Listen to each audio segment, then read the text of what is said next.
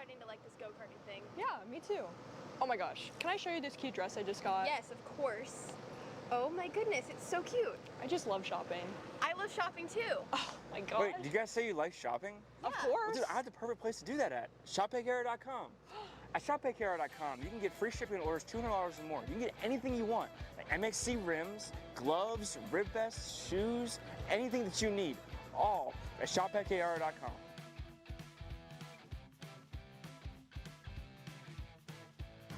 Who is he talking to? No idea. But we're gonna have to check it out. Sounds like a great deal. Sure does. Cat food marketing.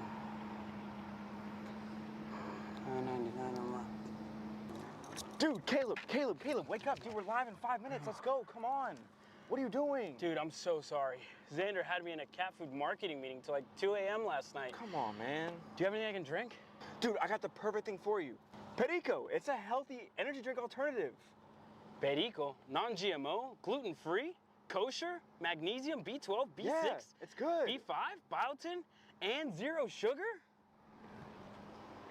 Pericazo! Try Perico, made with natural ingredients, organic caffeine, and supports your metabolism. Try the new official energy drink of Kart Chaser.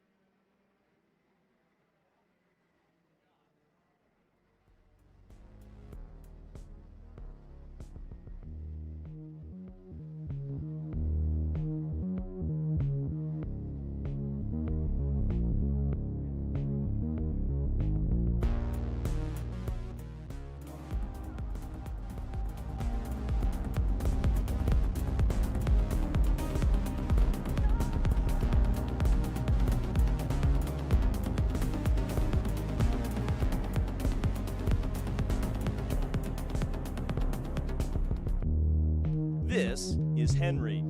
Henry feels sad. Henry feels sad because it's time for his next big race and his go-kart is in bits. Henry doesn't know that Acceleration Kart Racing is the United States' #1 shop for all of your karting equipment needs. Henry also doesn't know that Acceleration Kart Racing can deliver anything from tires to race suits and even wheels directly to your front door or to the racetrack itself, quickly and efficiently, with tech support available 6 days a week. Poor Henry doesn't even know that Acceleration Kart Racing offers free shipping to mainland USA on selected product if you spend $200 or more. Do yourself a favor. Go to accelerationkarting.com and make sure that you are never left stuck on the pre-grid with Henry. Be smart and don't be like Henry.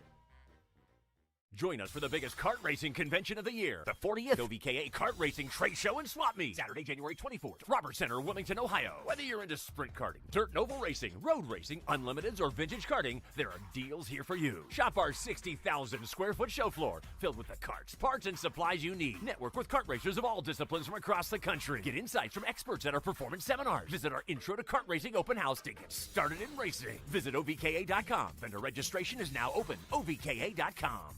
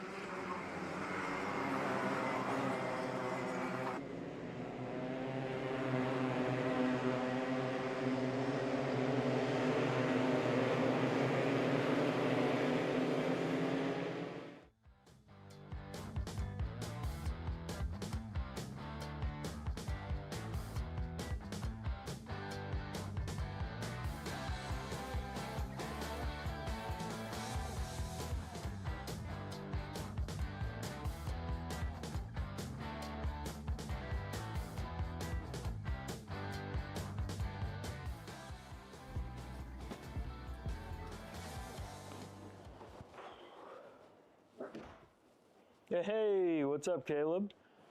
What's up, Brandon? You sound defeated. A long day at the office? Yeah, got stuck at a cat food marketing meeting for like 3 hours.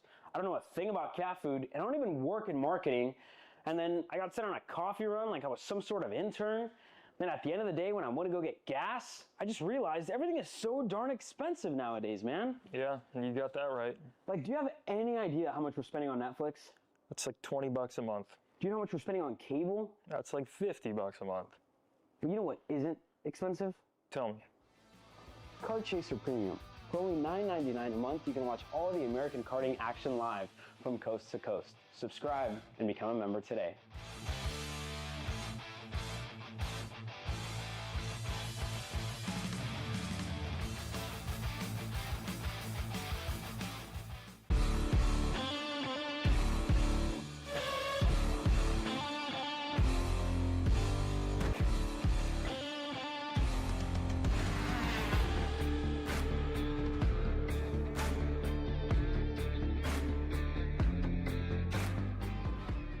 One thing that is really nice about the Micro 6 is with this new IMU platform, now they put an embedded channel with the steering wheel angle. This channel is really nice to use if you're trying to understand how the drivers are behaving through the corners, if it's oversteering, understeering. But you need to be careful. Because we're measuring this at 100 times per second, when you look on the data, it's very, very noisy. So when you look on the data, we have here the steering wheel angle raw output in blue, and then we have to apply a filter to treat this data, and then that's the filter in red. If you want to learn more about data analysis, sign up on my website. I will be launching an online course in December for people like you.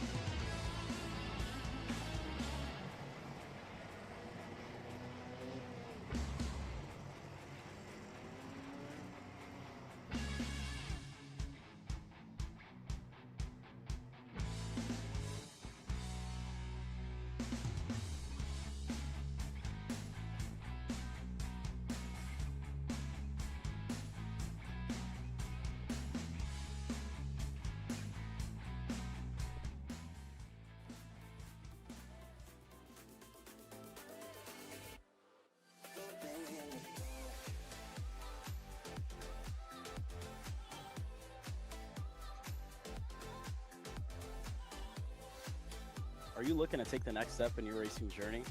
Well, look no further than PitFit. With 2 locations in Charlotte, North Carolina and Indianapolis, Indiana, PitFit trains drivers all the way from grassroots level karting to IndyCar and NASCAR with top-of-the-line personalized coaching to improve physical and cognitive fitness. For more information on programs, check out PitFit on Instagram or Facebook today. Hi, I'm Jackson with Alpha Race Hub. Alpha is an all-in-one motorsports software solution that can solve all the software problems you need for your track, facility, or series. Alpha can cover all your software bases, from online registration, digital e-waivers, a proprietary timing and scoring software, incident management, automated points tabulation, tire and barcode scanning. We even have our own mobile timing app and rental kart activity management software. If you're looking to consolidate your motorsports software solutions, reach out to us at alphatiming.co.uk. We all know that drivers, they learn faster when it's visually shown to them side by side what's the difference, right? So with the Smarty Cam, every time we put on the data, we're able to see the drivers side by side on the track. So here, for example, you can see that Diego is taking a curb and our other driver's not. You see that one driver's oversteering and the other driver's pretty much straight coming out of the corner. By showing this to them, they're able to absorb faster. And you can even play the videos simultaneously so they can see how they're performing through the track.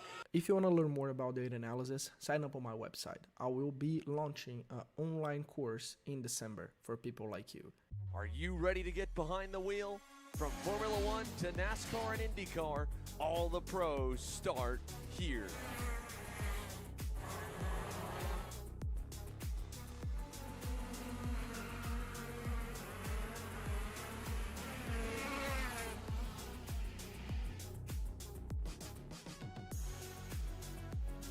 For more information, check us out online at mcckarting.com or call us and go racing today.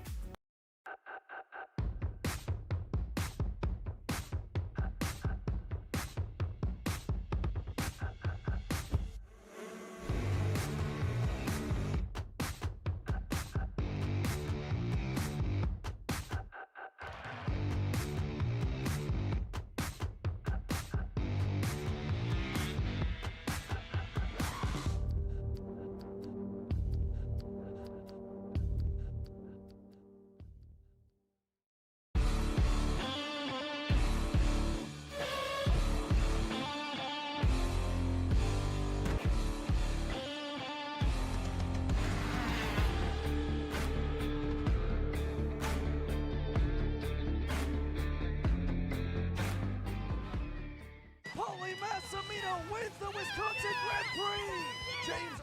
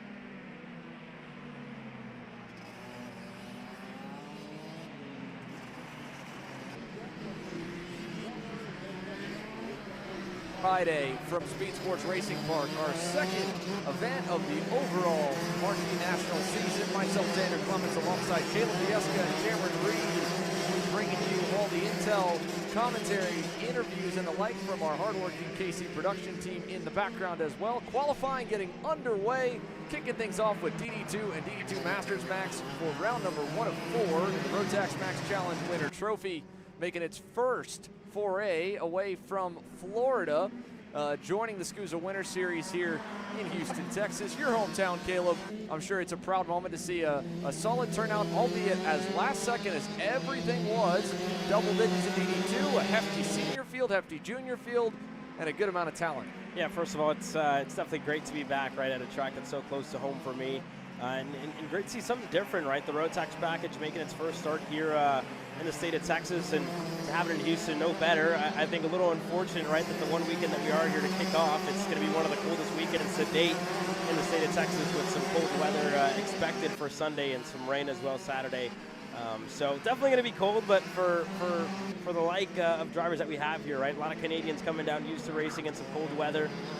This time they're going to be racing in it, right? And icy conditions, and we still don't know, everything up in the air with what exactly we're going to get Saturday and Sunday, but we know it's going to be cold. We know it's going to be a little bit wet. So for the like drivers that are kind of taken to the track now, the likes of Matthew Taskinen, Billy Musgrave as well, debuting that DD2 chassis for the factory kart, something different. Theo Kakati, who took part at the grand finals as well with Rotax with Team UAE, makes the return here. Last time we saw him was over at the Supernats. Who actually turn one flipped his cart back over, got back to racing that same session. So Theo going to be joining us, looking to get a ticket over to, I believe, Portugal, Portimao this year for these drivers to try and win that ticket for the grand finals at the end of the 4 rounds, at the end of the 2 weekends as well. Yeah, he's a busy.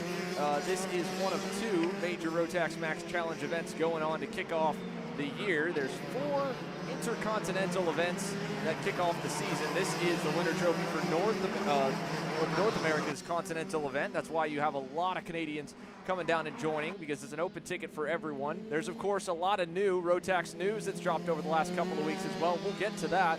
But Kakati was in action in DD2 just last weekend over in Dubai, and then over here this weekend for the Rotax Max Challenge Winter Trophy. Henry Beaudet, Mr. Rotax himself, he'll join us for championship weekend, but he's double booked this week with all the Rotax Max Challenge action heading around the world. The road to Bahrain begins now on the road to the grand finals. Bahrain had record-setting live stream numbers last year as the host venue for the grand finals. That was my mistake there. 2025. It's 2026. Yeah. We got to wake up. Our DD2 drivers have woken us up, though, and none other than a DD2 debut right now, top of the board. American-made, American-manufactured, and the reigning Pro Tour Pro Shifter champion Billy Musgrave setting the initial pace, and now it'll start to shuffle. Gianluca Savalio, who has competed in this championship over the last couple of seasons, quicker. Here is once again Samorin, 5th, 3.5 tenths off, but there's the bright yellow fella down the backstretch in the REM Cosmic. Quickest initially, with still half the session to go, and based on what we can tell you from what we've picked up over the morning rotation of sessions, folks watching, you will probably not see these DD2 drivers have a traditional qualifying session. We're used to seeing these higher horsepower gearbox divisions, in the case here, the 2 speeds, really maximize the tires by lap 3 or lap 4 and then probably come on in. But Caleb, today, like you said, not exactly the weather everybody would have liked to see coming into Houston, Texas, right by the Gulf. But it was wet overnight and a damp track to start. It's only gotten more grip and as it's gotten more heat and more sessions on it. I think we're going to see fast laps all the way to the end. And you see how much rubber has been laid down, right? For a lot of drivers as well, you look back at last year who, again, were taking part at the Rotax, we're taking part of the Winter Trophy, right? Last year we were on the Mojo tires. This year, another new thing, another new factor. We're on the Avinco Blues all around. So that's another factor for drivers who maybe are used to running that Rotax package, either over in Canada or we're here with us last year. This year, we're on the Avinco tires, so that's something different as well to kind of take note for a lot of them. And for Gianluca Savalio, this is a driver who doesn't drive all too often, right? You usually see him at National Race Weekend, see him in and around the paddock, but working as a mechanic, as a tuner, or as a coach. And then you see him back in full form at a weekend like this. This is a great pace for him to have on his first time back out in a kart, I think, in quite some time for the Canadian. Yeah, you don't get a whole lot of testing when the tracks are covered in snow. The season shuts down up north. That's why we get to see a lot of them down here at the end of the year and the beginning of the next one. However, he's since been pipped. Kikati's gone a little bit quicker by about 100th. Musgrave has gone a full 10th faster now at a 52.079. He's about on the other half of the racetrack. Gianluca right now working his way down the backstretch here at Speedsportz. Musgrave just getting around that final sector, so he's totally opposite of where the third fastest driver is.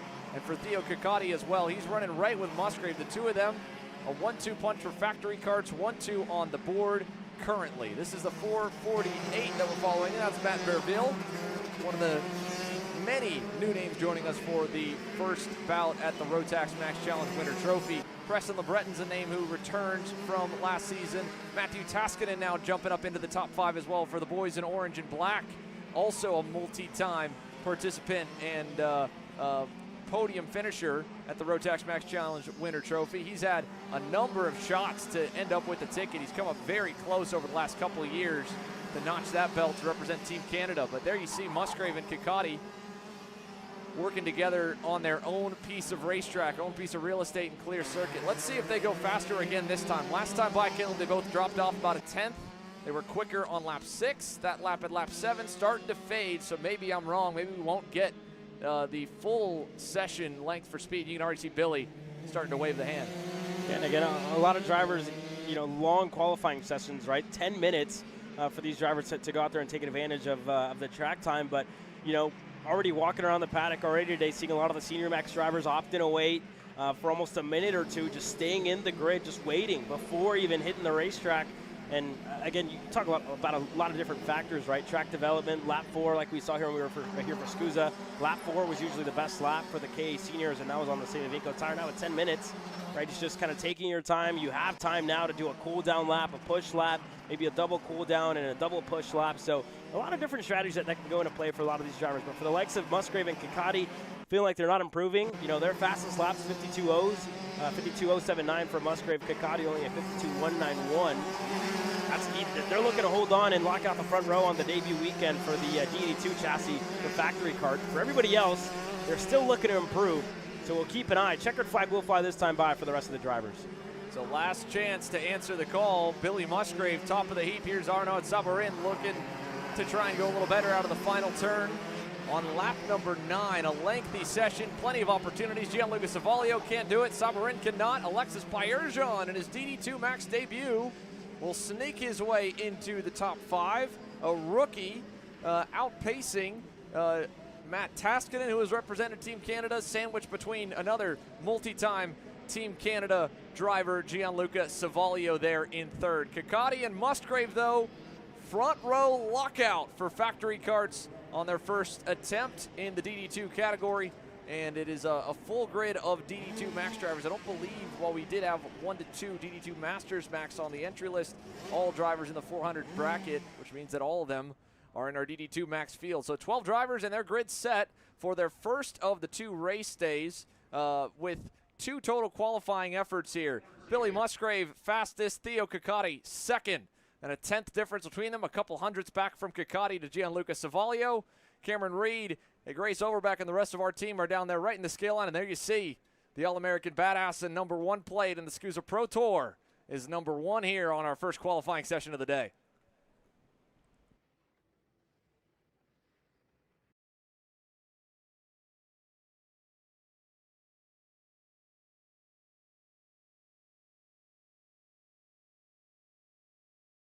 Paulie Massimino wins the Wisconsin Grand Prix.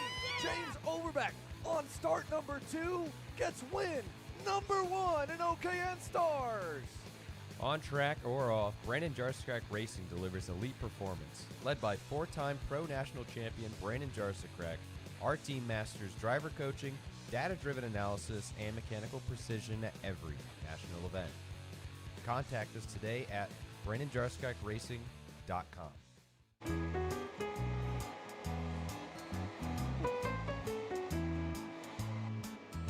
Gee, looks like we're missing the engine. What the hell am I supposed to tag? What do you mean? It's my Greyhound. It's all I need.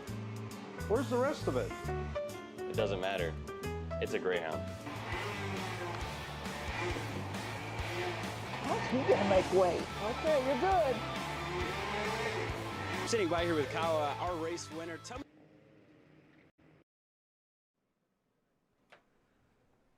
Right back at it, Micromax. Onto the circuit now, the youngest age group getting ready to roll here from Speedsportz Racing Park.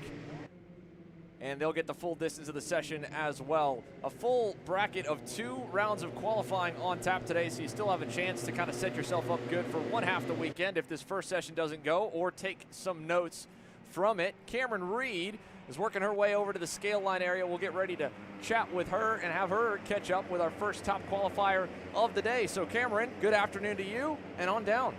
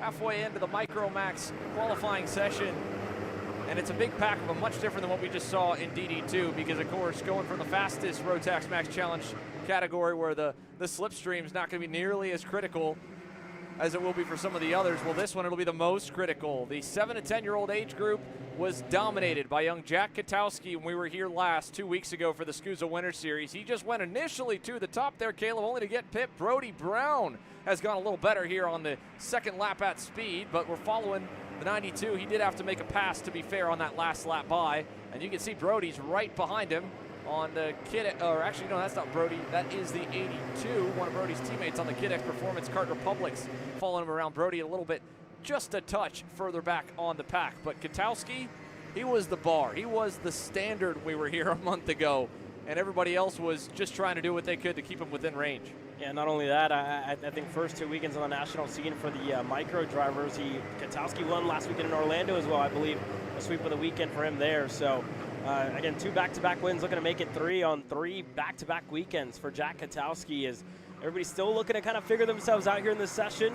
A couple of drivers just kind of tiptoeing their way around, trying to get around one another. You see Rhodes was in that mix there in the 82, as well as Wiley Lee was one of the ones in the number 1. And a couple of more, like Santana and the Benek was also one of the drivers there, just looking for a little bit of a better track position, as Rhodes and Katowski go side by side into turn 6, but with 2.5 minutes to go, a little bit of time left on the board to really set in a fast lap, and it's currently Baker in the 91 with the fastest lap so far in the qualifying session. Brody Brown the 71 Kart Republic for Kiddick sits second to Katowski to Tristan Francisco and Lima. Your top 5 at the moment. Again, 2 minutes to go. It's just important, right, to get yourself within good footing, good space on the racetrack. And speaking of some of the younger drivers already, right, adapting from what's a micro Swift usually to what they run here on Miami power plants to getting used to now Rotax. A little bit different, right, with different power bands in, and I'll let you as well get into that a little bit more. Yeah, this is probably the most tested a driver will be over these 6 weekends to start the 2026 American National season if they run in them all. The Rock to Miami divisions are much closer in parallel driving style and what the motor looks like when you pull the data and look at the curve. The Rotax is what's known as a nonlinear power curve. You get a little bit of an unequal amount of boost at different rev ranges versus just a straight diagonal line all the way up. What that means is that sometimes when you really mess up a corner, you get a little bit too slowed, you really pay for it, and then you get above a certain number, a certain RPM range, and all of a sudden that mid-range, middle of the RPM range as it's known, or shortened again, mid-range, what you hear a lot of drivers call it, that's where a lot of the brunt of the powers of these motors are. But they also don't rev as high either, so they start to taper off a little bit at a lower RPM rate than, say, the Miami or Rock comparisons.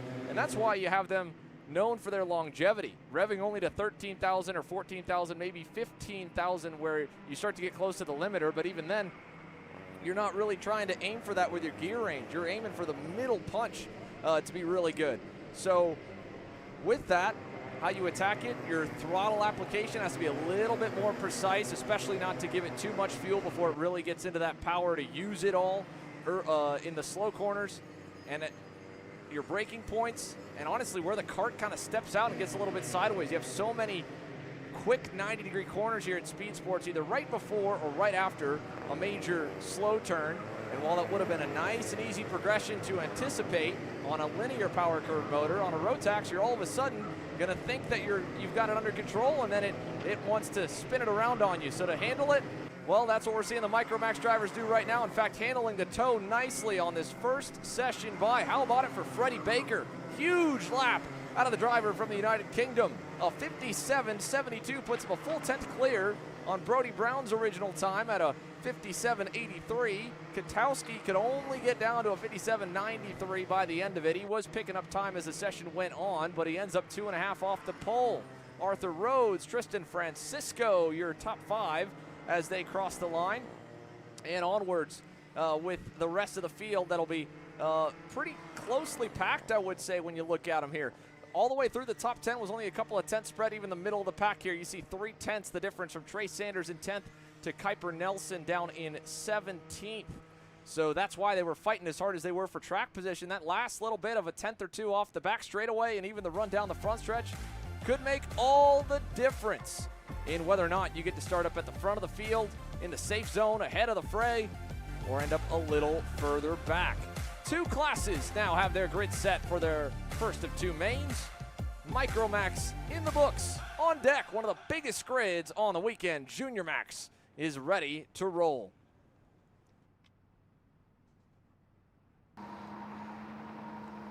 Cat food marketing. $9.99 a month. Dude, Caleb, wake up. Dude, we're live in 5 minutes. Let's go. Come on. What are you doing? Dude, I'm so sorry. Xander had me in a cat food marketing meeting till like 2 a.m. last night. Come on, man. Do you have anything I can drink? Dude, I got the perfect thing for you. Perico. It's a healthy energy drink alternative. Perico, non-GMO, gluten-free, kosher, magnesium, B12, B6, yeah, it's good. B5, biotin, and 0 sugar? Pericazo! Try Perico, made with natural ingredients, organic caffeine, and supports your metabolism. Try the new official energy drink of Kart Chaser.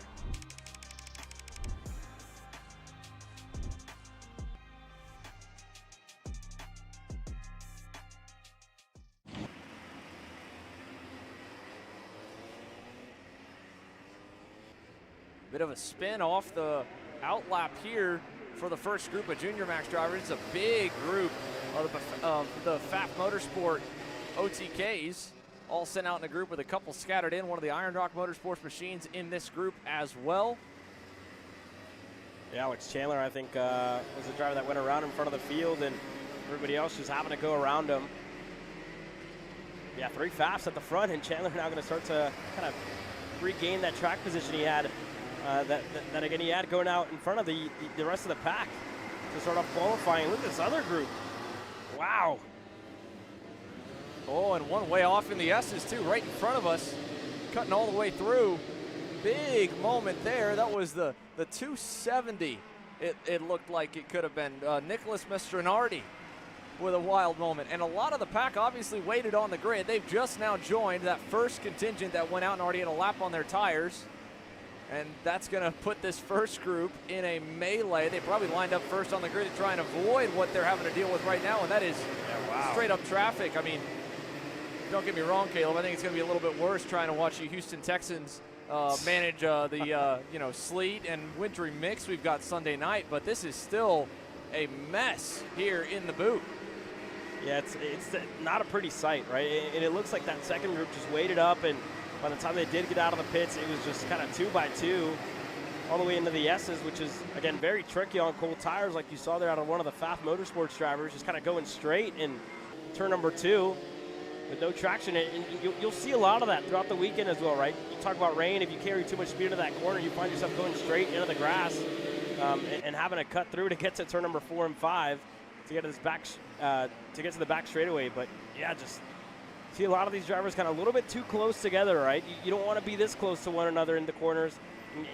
You kind of talk about it, right? Losing that much more, that little bit of more time in the Rotax package, having to make moves, having to make passes. That'll really slow you down and affect the lap, I think, that much more. So for the drivers that are out there right now, if you're kind of in the shoes of William Veeder, right, getting yourself in a good track position for the 213, the same all the way down for drivers all throughout this field. So just getting yourself in a position, right? You got 5 minutes to go, a lot of time. You can afford to kind of burn a lap or two to put yourself within a good track position. And that's why I think you're going to see a sight just like that when they all cross the line, even the next couple of times when the group finally starts to sort themselves out a little bit better. Overall, right now, working their way down the backstretch towards turn number 8. Here's Ben Abernathy, a name that we've seen quite a bit over last year in a Hoats driver development machine. He was across that group 10th, and you can see how big the delta was all the way up to Christopher Goulet, who did obviously get a decent lap put together that time by to go 2.5 tenths up on Leo Da Silva. William Vitor in the 2-1-3 third, then Ava Cabral, and now it'll start to change again as we finally seemingly sorted out all the mess of the first 2 laps, not even just the out lap, as they're all pretty evenly spaced out. First couple of real laps, I think, now is going to be our read on the board. And it's Da Silva who's going to hold station pretty nicely on top, following the 217 across the line here. Again, the Pfaff Motorsport, or Pfaff Kart Sport group, the overall Pfaff brand, busy this weekend at the Daytona 24 Hours. Busy here, the Rotax Max Challenge Winter Trophy, but they are not on top. It is the REM purple chrome and pink colored machine there with the bright yellow helmet, the 218. Leo Da Silva fastest, and following in his tire tracks there, that's the 299 machine, who has not put in much of a lap quite yet. LaRusso there in the 299 as well. Both drivers looks like having represented Canada in the past over at the Grand Finals with their Canadian suits, but again, a couple of other drivers in that mix. Enzo De Janeiro puts it at the top. He was out and about Bahrain this past year, and I believe the year before that as well. Looking to make his first start as a junior. Again, uphill battle, if you will, for him to kind of get that ticket again here at the Winter Trophy. So the 290, the Paralympic machine puts himself top of the timing charts of 53.695, has about a 10th on Darren Kidd in the 242. To Fazzari in third, and then Da Silva, the driver we're following now on your screen, the 218, just a little bit ways back and forth of 54. So about 4 tenths the difference in between Da Silva and Enzo De Janeiro at the moment. Quite a healthy gap there. However, still there's so much time for the first clean laps for some to jump up the board. You look way down, there's still a good second delta for about 10 cars. I think that'll tighten a bit as the session goes on, but it all depends on this young kid here, Enzo Di Gennaro, making his junior debut in the Rotax Max Challenge. At the moment, setting a pretty tough pace to match. Alex Chandler's able to one-up him just barely by 800ths. But after 6 laps now, 5 laps here for Enzo, he's still working lap 6. He was part of the major group that waited that first lap around to head on the circuit. Chandler was part of that first group that went out straight from the grid. Will that make a difference at all? And also, again, probably one of the better years to make your debut jumping up the board into Junior Max, like Di Gennaro, and honestly like Alex Chandler, who hasn't had hardly any experience on the national stage in the Rotax Max Challenge package, because we're on the Avinco tires new for 2026. It's a totally different tire compound that the international drivers probably won't have much experience with, and the domestic ones here, stateside even, haven't run this engine and this tire combination ever. This is a brand new work page, if you will, for everybody. So it's a clear slate. Coming in with no prior knowledge or habits on a full-size car probably isn't the worst thing in the world. To add a little bit to that as well, right? You talk about 2 drivers who were here 2 weeks ago racing, taking part in the action. For a driver like Alex Chandler, right, has grown up in the Houston area, grown up racing at this racetrack. So for him, kind of nothing all too different. The package may be the one thing for Di Gennaro as well, right? You talk about the Avinco tires, a familiar track for Di Gennaro and Chandler, who's basically grown up here. So those are those little positives that you can take, right? You're almost just focused on getting your kart to where you need it to be, getting into that window rather than having to learn the racetrack in the first session like pretty much everybody does when you get to somewhere new on a new piece of asphalt, if you will. So the likes of Alex Chandler still going fast in the 260. Like maybe a little bit of a mistake there on the exit of the boot. We'll see if he improves at all. And he doesn't, only a 53.5 on his last time around. His best, only a 10th better of 53.4 the time everybody's trying to beat. It'll be tough to see if he can go better on the lap that he's on. He's all by his lonesome right now, so he's not going to get any help ahead. Timer's about to hit 0, so right towards the end of the session here. Everyone at this point is pretty far away from the timing loop. First one to hit it will be all the way back, one of our first drivers to go to the top, Christopher Tracy. He'll get to the loop this time, no improvement for him. The brunt of the pack here, just ahead of Chandler. The drivers inside the top 5, Di Gennaro and Avra Cabral around in the final turn. They'll be headed for the timing pylon any moment. Chandler into the buckle for the final time as well. Nobody hitting a really good lap at the end. Enzo did improve slightly. It won't change his position. Still third, De Silva second. And to the line for Chandler. It won't be enough to go any better, but it'll be enough to hold, it looks like. Final time to the checkers. And Darren Kidd's gonna prove us all wrong. A big stunner there to the top 5. Let's see if this group has anything. Further back. Final few. To the line. Sign it, seal it, deliver it. Alex Chandler by a full 10th of a second on pole in Junior Max qualifying from Houston. Leo De Silva will end up second. Third, Enzo Di Gennaro. Darren Kidd fourth. Benham Abernathy into the top 5. And it's pretty close from him on back, less than 2/10 to Olivier Chassé to round your top 10. Here's a look down the rest of the field through your top 20. A couple of names there. William Veeder there in 12th. Fazzari, LaRusso, Sapirko, and Ibarra, your top 15, with Tracy the first one to cross the checkered flag down in 16th. And again, just clean track position for Alex Chandler. Take the pole.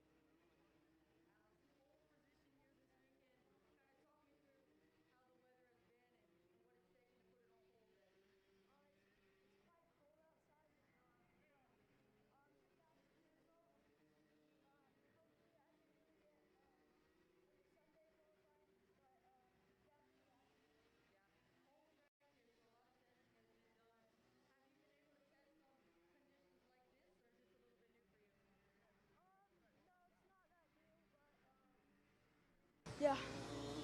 Well, congratulations on pole position, Alex Chandler, P1 in Junior Max here for the Iron Rock Machine.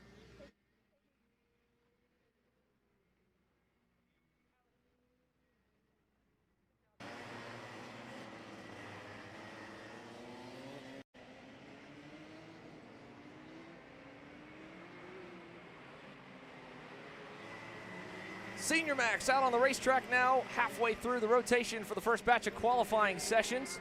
And no different than Junior, it looks like here, Caleb. I think we got a lot of patience being shown on the grid, if you want to call it that. Only about half the group looks to be out on the circuit at the moment. Yeah, and we saw a lot of that earlier, right? Everybody was looking to go behind the British driver, Macaulay Bishop, who's worked his way down here for his first national start in the United States. And again, that grid, I assure you, still very packed with drivers, and you see the a couple already starting to work their way out, kind of wanting to get on with it. But that's been the story of the game pretty much all day long, throughout practices, throughout the entire day. Everybody just looking over their shoulders, waiting for the Pfaff Motorsports machine of Macaulay Bishop to work his way out onto the racetrack. Everybody, like to Diego Ramos, Oliver Hodgson, everybody kind of waiting on Macaulay to be the first one to kind of pull the trigger and get himself onto the racetrack. For the likes, though, a couple of new faces in the class, right? Isaac Malquit making his first start here as a senior driver in two-cycle categories, so looking to earn his ticket over to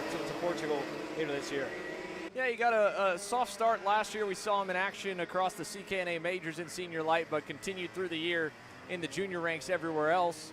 So first chance to contend for a Senior Max ticket, and just like the rest of the field, these are some of the first tickets to Portimao handed out around the world on the calendar year for 2026.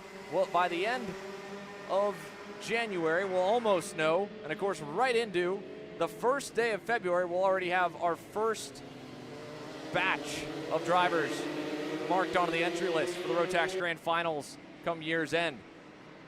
And just now, we're starting to see a big group, I believe, leave that grid area. Here you see a number of the REM Cosmics beginning to make their way onto the circuit. How about a big name and already a winner in 2026, Oliver Hodgson amongst them as well on the factory kart. Bar set pretty high by a team later on the racetrack nowadays, Billy Musgrave. The focus really began at the beginning of last year, really the end of the Super Nationals in 2024. Restructure of the factory kart brand had Billy move strictly to focus in on driving and driver development and chassis development, and specifically on the tubes. Man, was that the right call to allow one of the best in the sport to be able to do what he does best behind the wheel. And now they've got an equal match in the single speed ranks, one of the most decorated karters over the last 2 decades. However, he's again not been the story of practice. You mentioned Macaulay Bishop, Caleb, and there was a moment you, along with the rest of our production team, noticed one of the earlier sessions that really stuck out to you. Yeah, and again, like I mentioned, right, everybody just kind of following him around, waiting for him to kind of go out there on the track, and that's been one of the things, right, just kind of playing games on the grid that a lot of drivers have done. So for Macaulay, being the guy to kind of lead the charge out here for, guys like Oliver, who was here a couple weeks ago, and those were one of the names that Oliver mentioned when I spoke to him earlier today. But the other thing I spoke to Oliver about, right, this is a package, an engine package that just comes so natural to him, right? This is probably the package that he has the most laps on. So this is, this is Oliver Hodgson's kind of favorite thing to drive, the Rotax package, and now for the first time on the factory kart in competition, if you will, under the red banner. It's going to be interesting to see for him as well. Diego Ramos, another driver who we saw last year, took wins over in Orlando at a track that, he's all too familiar with, his home track. So to see him back out here this weekend is different as well. A little bit different, right? Taking 15 pounds off the go-kart. Diego dedicating himself a little bit more to the gym, looking to get himself a little bit more fit, if you will, putting on a little bit of weight for Diego. The extra lead placement is a huge setup key that they're able to put those lead pucks anywhere around the seat. And I can guarantee you Ryan Gandor, who we're following on the REM Cosmic, probably has quite a bit bolted onto his machine. One of the junior standouts for the 2025 edition of the Rotax Max Challenge Winter Trophy. Ryan's definitely put his passport to use. He spends a lot of the summer season competing abroad in Europe. Of course, he's able to make it back for a handful of Canadian national starts. And then last year really was a rocket ship at both weekends of Orlando Rotax Max Challenge Winter Trophy. And here again, as much as we may talk about some of the veterans and big names of the sport that are well established, your Hodgsons, Bishops, and of course your Ramoses, it was none other than the kid who was fastest in final practice. Right now he's a little further back, and there was the first lap at speed for Macaulay Bishop. It's put him comfortably on top of the pylon over multi-time Canadian national champ Aiden Ingrata, who was oh so close to securing that grand finals ticket last year. If we take you back, what a heartbreaking moment it was at the championship finale. Had a healthy points lead coming into the day, only to have a mechanical failure in the pre-final that of course put him to the back of the grid for the main. And the consistency, along with a pair of wins for Diego Ramos, was able to score himself a ticket. It would have been the second consecutive year he would have been able to represent Brazil at the Rotax Grand Finals. He unfortunately wasn't able to make the trip over in 2025, but he did in 2024 when it was at Sarno. He impressed there. He had a ton of speed. Of course, he had a busy last year, Caleb. I mean, this guy, every weekend, one way or another, he finds himself at a go-kart track on one side of the fence or the other. And unlike some, like we mentioned with Gianluca Savalio, spending their living, their career, and their work in the sport, being more heavily on the coaching aspect, Diego's got the benefit of a great opportunity that has continued from its debut back in the summer of 2023 with PSL Karting, and they've been very happy with the results, especially the way last year ended. Now they're looking to kick off 2025 into an either higher gear, maybe for 2026, in the same starting format here with a Rotax Max Challenge Winter Trophy Championship. But to do that, he's going to need a little more speed. As we can see, he's still down the pylon. And it's a couple of OTKs that have swapped the top spot. Bishop versus Ingrata. Hodgson able to go up decently well. And here we'll find Macaulay trapped in the middle of a pack as they start the final lap. He's going to make that pass in turn 4. That's going to hurt this final circuit, though, for him. Timothy Pernod trying to follow as well. And so the pressure to try and mount a counter charge, Aiden Ingrata has reclaimed that fast lap in qualifying, will be much tougher with the way that first sector looked like. Yeah, a lot of drivers just kind of too close to each other there, especially for Macaulay, right? Looking to make those moves. Kind of had to check up and finally get the move done in turn number 4, which, again, will lose you a good amount of time if you can't get that move done quickly. So we'll keep an eye on Macaulay. We'll keep an eye on the rest of the field as well, as Ingrata gets set to cross the line here in a couple of moments in the 3:15. He's coming across now. See if he improves a 52.6 his last time around, the fastest lap. Macaulay Bishop here in second, looking to jump to the top. And his final lap, not enough, only a 53.1. Yeah, and that was to be expected with the traffic that he withstood. Ingrata, 52.61. And you talk about redemption. Well, this might make the 2026 Winter Trophy be even more on notice for the 315 and the rest of the field. A full 10th and a quarter over Macaulay Bishop. Ingrata snags the first pole award of the new year. Oliver Hodgson will end up third. William Botillier with a solid performance, puts 2 REM machines in the top 5. Went pretty under the radar that whole session, never took the top time, but snuck his way on the latter half of the session to really throw down a heater on lap 5. Diego Ramos ending up in 5th at the end of it. Gandor, highest rookie in 6th. Cameron Nelson, the phenomenal debut that he had in Newcastle in October. His second American start puts him 7th on the board in qualifying. Joaquin Pizarro 8th, Isaac Malkut, and Arnold Sabarin. But there is your top qualifier in our first batch from Senior Max, Aiden Ingrata. Aiden Ingrata, our provisional pole sitter here in Speedsportz for round 1 of Rotax. Kind of talk me through that session. Not ideal weather over today. So kind of talk me through how you've been able to prepare through the practice sessions for today. Yeah, I mean, obviously we were here at SCUSA, so that definitely helped a part, but I have this amazing team every single session. The kart's good right away. The gear's on point. The engine's been on point. So we've been just trying stuff with the setup, and I mean, in quality, it was perfect. It was amazing. The engine was amazing by Glover, and yeah, everything came together, and looking forward to the second quali. Absolutely. And what are your thoughts of continuing to run the same Avinco tire that we ran at SCUSA? How has that affected the Rotax package? Yeah, I mean, I like it. It's definitely ideal, but it's definitely a difference setting up from the past Rotax with the Mojo compared to now. We have to run the setup pretty different. So, but I like the Avinco. Obviously, the Avinco's a great tire. The engine's a great package, and yeah, it's fun. Worked out well for Aiden Ingrata as he puts it pole here for round 1. Congratulations. Thank you.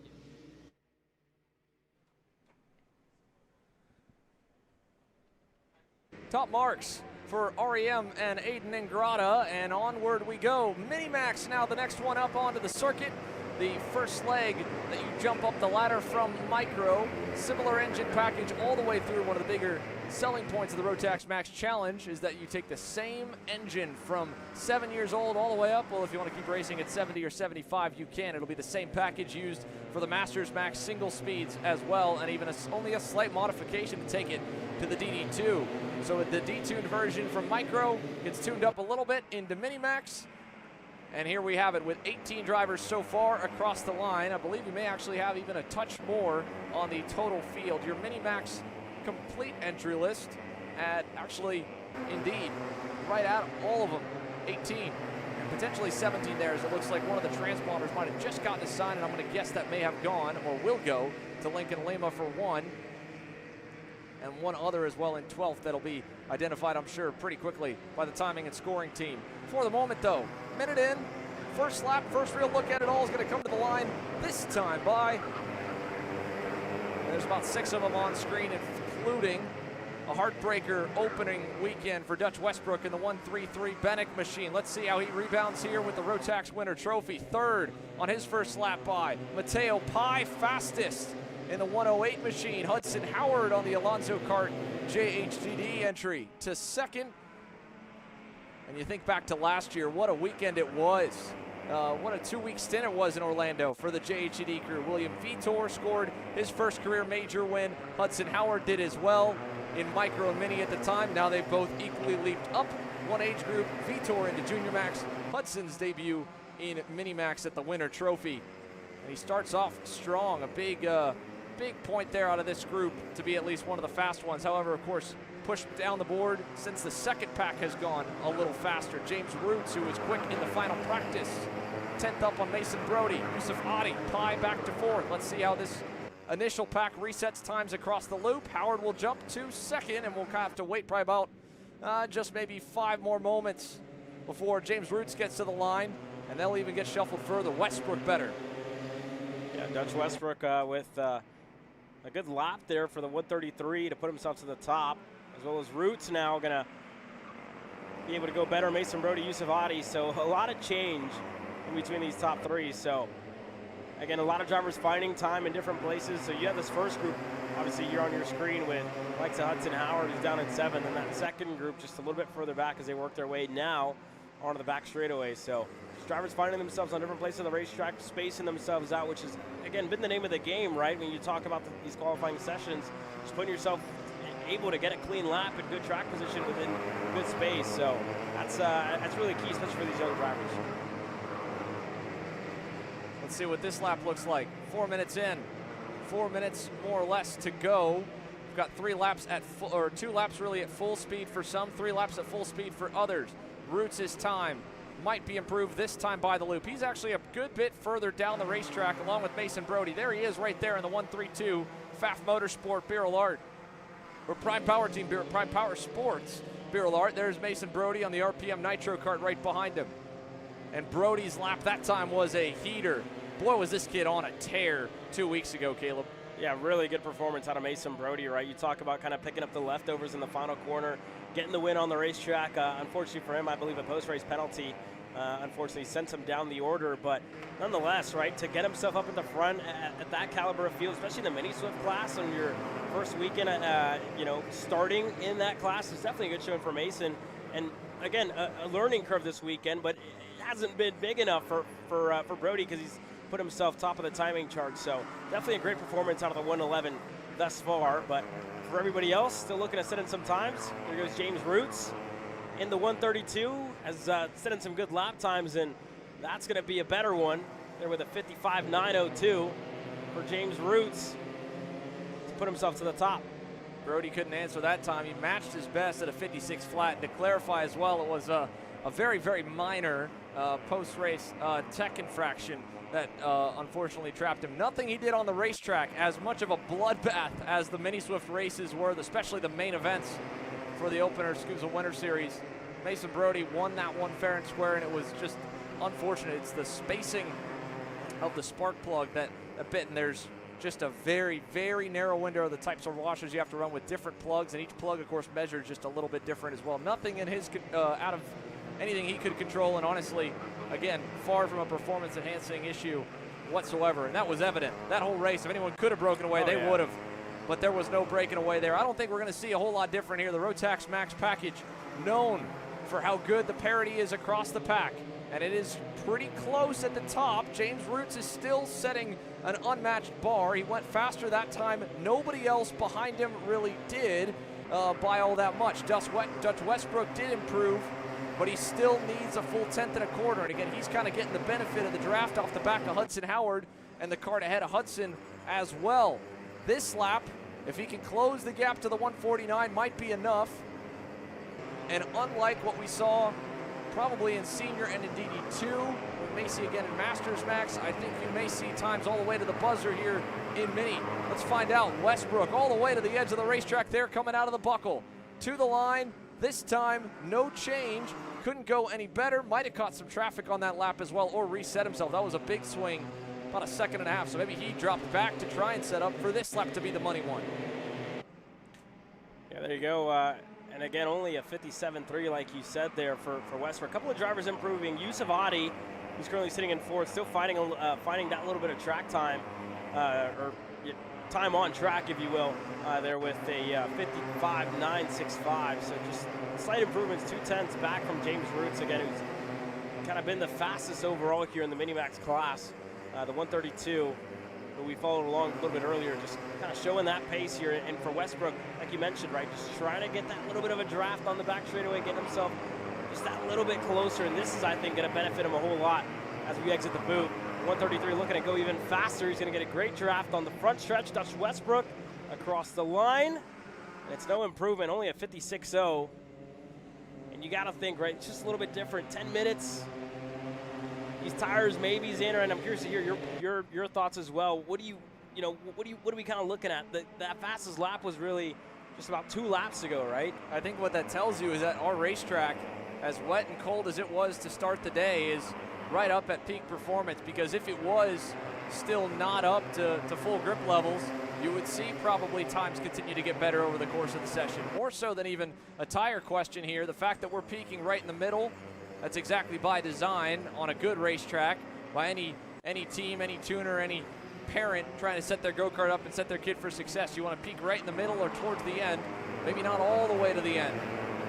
And for Dutch Westbrook, I don't think this lap will be a big improvement either, having to get through the slight bit of traffic that he did navigate, Liam Astalis. So across the line he goes, no change. James Roots, 55.74. Put it up and set it. It'll be the pole and the initial benchmark for the second batch of qualifying sessions in the Mini-Max category. 55.87 for Dutch Westbrook goes to second. Brody third, Yusuf Adi fourth. Hudson Howard rounds your top 5 over Lincoln Lima, Mateo Pai, Kimo Ahmad, Liam Astalis, and Oliver Opry. Your top 10 from the first qualifying session for our second age group up the ladder. So Mini-Max done and dusted. Only one more group remains on the layout. Masters Max currently on deck. And then it'll be a short time and scoring break on the day, just as we saw at the end of final practice, where we rack them for one more run through the groups. We'll be right back. You're watching the RMC Winter Trophy from Houston.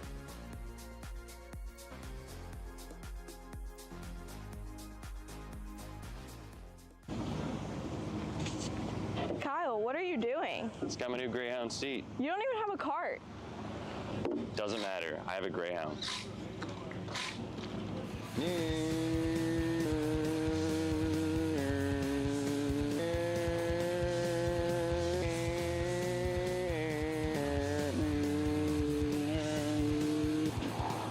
the f is Kyle Cuthbertson? Doesn't even have a go-kart. Doesn't matter.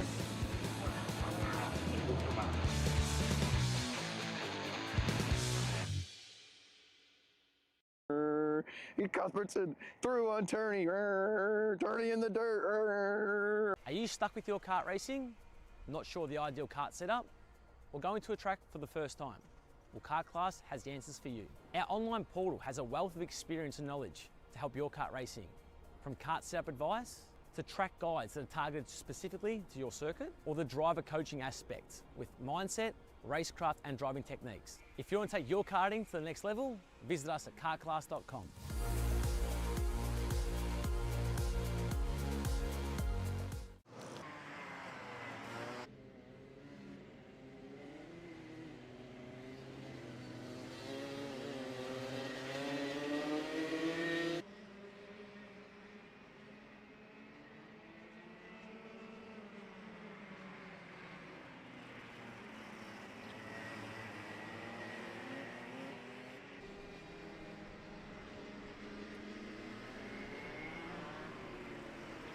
Final run through qualifying for our first go at it. Masters Max bats cleanup here on the lineup of sessions. And it's a solid turnout for the Masters Max category. Again, we mentioned that it looked like, based on the numbering, the DD2 Max division is going to be all DD2s and our DD2 Masters on the lineup. Now, again, that could be, we've seen this done as well, that if there may only be 1 or 2 Masters drivers, they may have opted to say, hey, score me on the points and the overall Rotax Max Challenge as a Masters competitor, but I'll match down to the DD2 Max weight and compete in there. At the same point, for Masters Max, it's up and above into the double digits. 11 on the board so far. Sylvain Chenard, fastest over Simon Proteau. Then it's Dominic Legrand, followed by Henry Talib. Michel Legrand, your initial top 5. And that, again, was just the run out of the pit lane, because as you can see where they release from the grid, they go straight to the timing loop. So they're working really, truthfully, this first lap right now. That out lap is the time that's gone on the board, so we're going to see quite a bit of changing. And a long time Masters Max competitor, Billy Cleveland, on screen here in the 558. He's got a storied history here stateside, multi-time Team USA member and a legend of the sport, one of the elder statesmen even for the Masters Max category, but he will absolutely be one to contend for the race win. Right behind him as well is the 518 of Christopher Mann. Those two quickly go up to 3rd and 4th, but they're all chasing Noel Dowler just up the road there in the red suit. The Dowler family already with a number of runs in the spotlight here at the American events that we broadcast in the Rotax Max Challenge. Griffin Dowler most notably, a major contender over the last couple of years in Senior Max. Noel, last year, and I'll have to double check, of course, with Cody Schindler, will definitely have my number if I get this one wrong.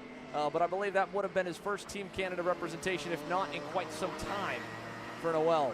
And he's already gearing up to try and get that DD2 Max Masters ticket on offer for the Winter Trophy and setting a blistering pace out the gate. It's since closed up, Caleb, but that was wild to watch that first lap for everyone. He had 8/10 on him. It's dropped to 2.5 now. You can see the gap opening back to Cleveland and Mann, who are still, respectably 2nd and 4th, but Noel shot out of a cannon here for the first half of qualifying. Yeah, Zugela just went up to 2nd there for HRT Motorsports. Driver out of Argentina, it looks like they were the 54.7, so hit himself about a 1/10 and a half. It was himself and Noel Dowler, so still some time to be found here with just about 3.5 minutes to go. But again, Xander, I really think the Rotax package is interesting, right? Because you can look for time in various different ways. Last year, one of the topics of conversations talking to Caden McQueen and his first couple of starts is going through different exhausts, right? Putting on an older and more worn out exhaust, to use exhaust, if you will. That's kind of one of the topics of conversations. What have you heard? What do you know about kind of trying different things like that?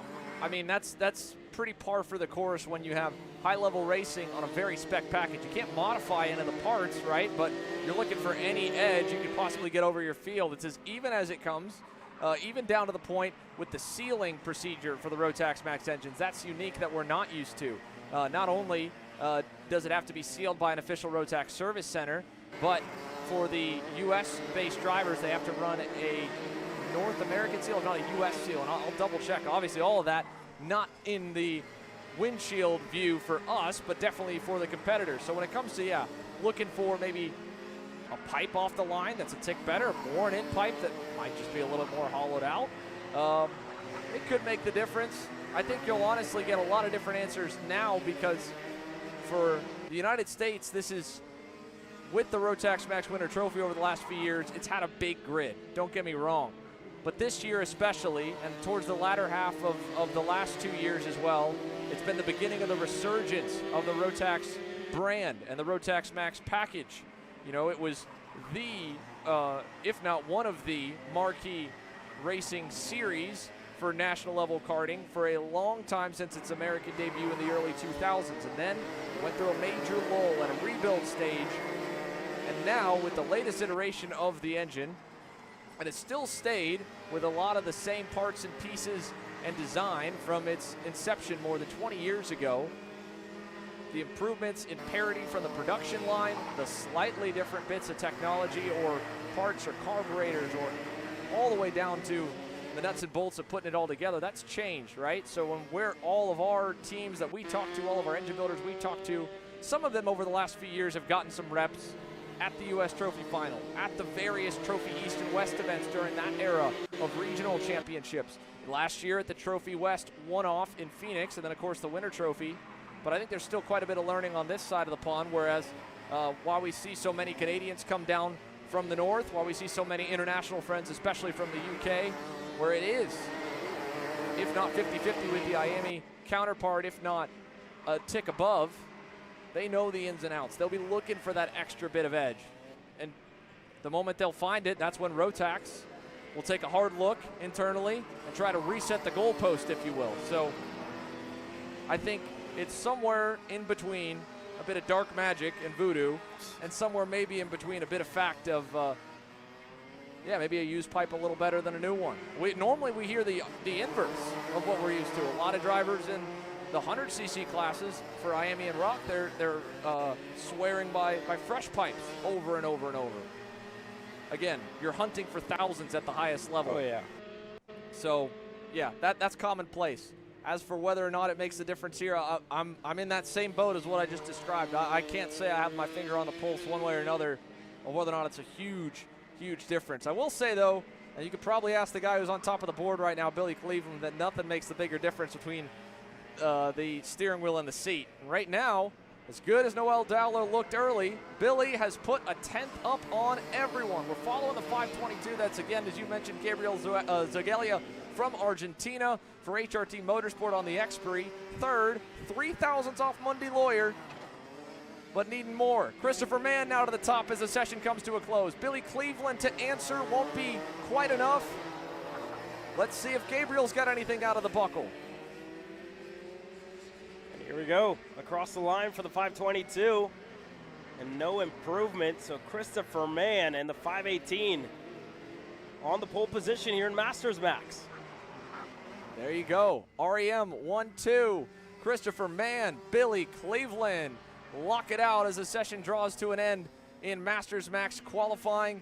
Henry Talib over Mundy Lawyer for third and fourth.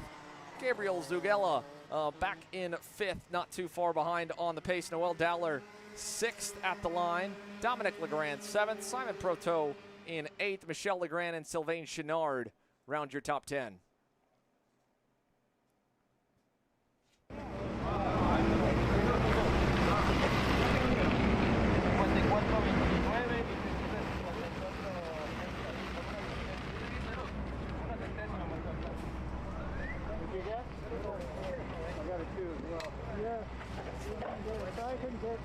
Get on your bumper.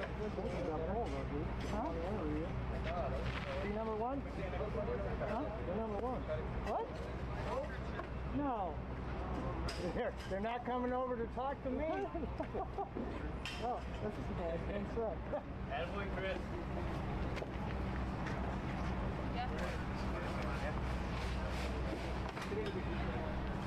Pole position here in Houston. It's been a little bit of a cold week, and kind of talk me through how it's been so far.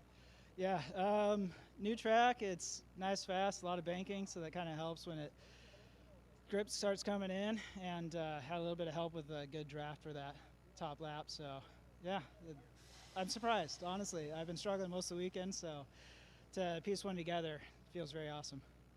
Well, we already seen Aiden Ingrata go pole with the Racing Edge Motorsports machine. Kind of talk me through how the team has been so far throughout the weekend and how you guys look to stay up front. Yeah, very sportive. They're working together. You know, we kind of diverged here a bit on setup, but I don't know. We're talking, trying to find the best of the conditions. They're always changing out here. Tomorrow's going to be totally different, but good place to start tomorrow. Absolutely. Well, pole position for round one. Congratulations. Thank you. That wraps up our first batch of qualifying sessions. More to come at the top of the hour as we continue to roll through the day from Speedsportz Racing Park. We'll kick things back off again with DD2 here when we return. You know, I'm really starting to like this go-karting thing. Yeah, me too. Oh my gosh, can I show you this cute dress I just got? Yes, of course. Oh my goodness, it's so cute. I just love shopping. I love shopping too. Oh my god. Wait, did you guys say you like shopping? Yeah. Of course. Well, dude, I have the perfect place to do that at. ShopPayCarrot.com. At ShopPayCarrot.com, you can get free shipping on orders $200 or more. You can get anything you want, like MXC rims, gloves, rib vests, shoes, anything that you need, all at ShopPayCarrot.com.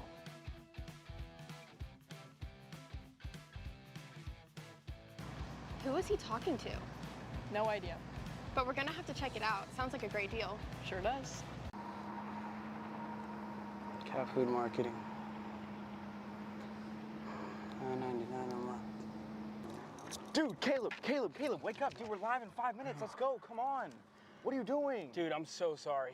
Xander had me in a cat food marketing meeting till like 2 a.m. last night. Come on, man. Do you have anything I can drink? Dude, I got the perfect thing for you. Perico, it's a healthy energy drink alternative. Perico, non-GMO, gluten-free, kosher, magnesium, B12, B6, Yeah, it's good. B5, biotin, and zero sugar? Pericazo! Try Perico, made with natural ingredients, organic caffeine, and supports your metabolism. Try the new official energy drink of Kart Chaser.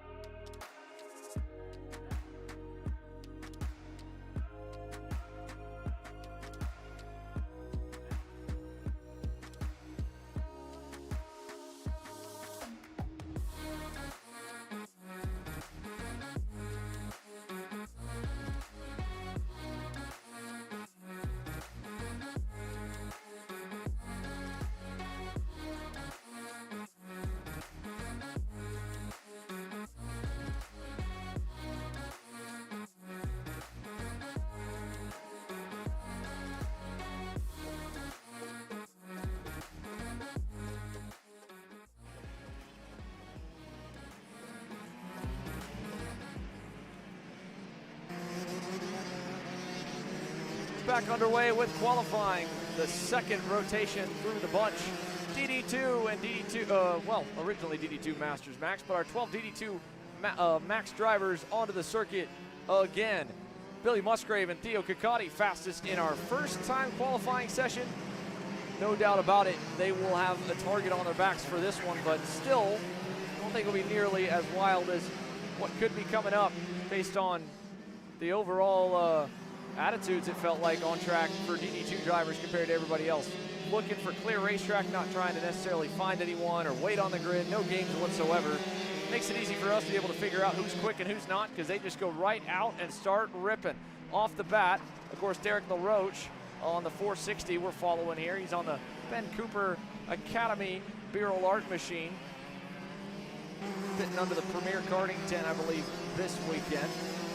But his lap time, of course, still just that out lap from pit lane, so we'll have to wait at least one lap to start to see him. But I'm curious if the peak window is going to be the same. That first session, Caleb, right around really about lap 6 is when they started to fade off. I didn't really see any fast times past lap 5. And in fact, of course, a few even pulled in early. So 54.698 for Lucas Pernod, 54.3 for Arnaud Sabarin. There's Savalio at a 53.6. And right off the rip, first couple of fast times already starting to knock on the door. What we just did in qualifying 1 only about 2 hours ago. And again, like you mentioned, right, not many games being played with a smaller field, but the likes of Billy Musgrave, Theo Ciccotti, Alexis Bayarjon, they waited just that little bit longer on the grid to work their way out. And again, now you see that first real fast lap time start to come in for Musgrave and Ciccotti to get themselves second and third. So again, this is the qualifying order. Whenever we set here in qualifying 2, this is going to be the order whenever we get down to it on Sunday. So this is going to be the grid that's going to set them up for the Sunday races as well. So we'll keep an eye on Billy Musgrave, already with one to his name on that DD2 chassis.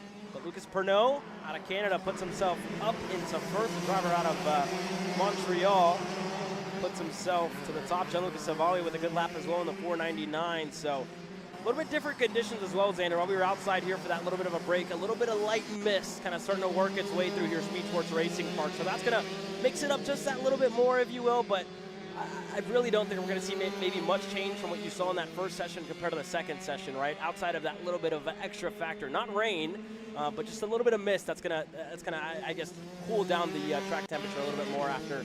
It's almost an hour ago when these DD2 drivers were on the racetrack. We would think maybe that would play a factor in when you're sitting on the grid, opting to wait that extra moment to find yourself a clear piece of real estate to start turning some lap times on the board. But it still looks to be basically the same setup, the same foundation of qualifying number 1, and honestly eerily similar at the top of the board as well. Gianluca Savalio setting that initial pace. Musgrave and Ciccotti a little bit further off, giving up that first lap, slowly bringing the temps up. The time that Billy was able to get down to in qualifying 1 still has 4/10 to the good over Savalio's time at the moment. Right now, across the line, that's Kevin Lacroix in the 474 PSL karting entry. He currently, compared to where he was in that first session, is still about 2/10 off the mark. Musgrave's third lap at speed, still only 4/10 away, but again, still 4/10 indeed away from where he was by the time the checkers flew in qualifying 1. If anything, again, the mist means we might see a little later peak in the window, but it didn't change the strategy for these two. The red and black machines opting just a moment to wait, and they've got company now with Matt Taskinen tagging along to try and follow, maybe learn a little bit of what he needs for that last edge to get to the front row for Sunday's batch of sessions. Problems for Lacroix now. The 474 slowing, coming out of the boot, and maybe not. Looked like he reached his hand over to refire the motor. It might have been something we just cut to at the end of, because he seems to be warming the tires up for another go at it. Yeah, so that was interesting there, nonetheless, out of LaCroix, who sits in the 9th spot. And I believe that was one of the Masters drivers as well that has opted just to run the DD2 class. But like you mentioned, right, could be scored as a Masters driver nonetheless with points. But here we go for Billy Musgrave. A little bit different look for him as well. First time in the new suits for the factory karts, as well as Ciccotti, who's right behind him, and Matthew Taskinen, who, again, great conversation with his dad as well earlier, right? And a Bahrain that maybe didn't go his way. They were fast throughout the sessions, and throughout the night sessions, just kind of weren't taking it into effect, right? The temperature stayed the same, but the track temperature was different for them, and then not adjusting that tire pressure kind of kept them behind the curve of the tuning window, if you will, of the tire pressure window that they needed to inflate just a little bit more. But again, for Matthews, a driver that we see very often here, obviously over in Orlando at the start of the year, and then we miss him towards the end of the road tax season after he earns his ticket. Nonetheless, though, for Taskin, it's good to see him out here.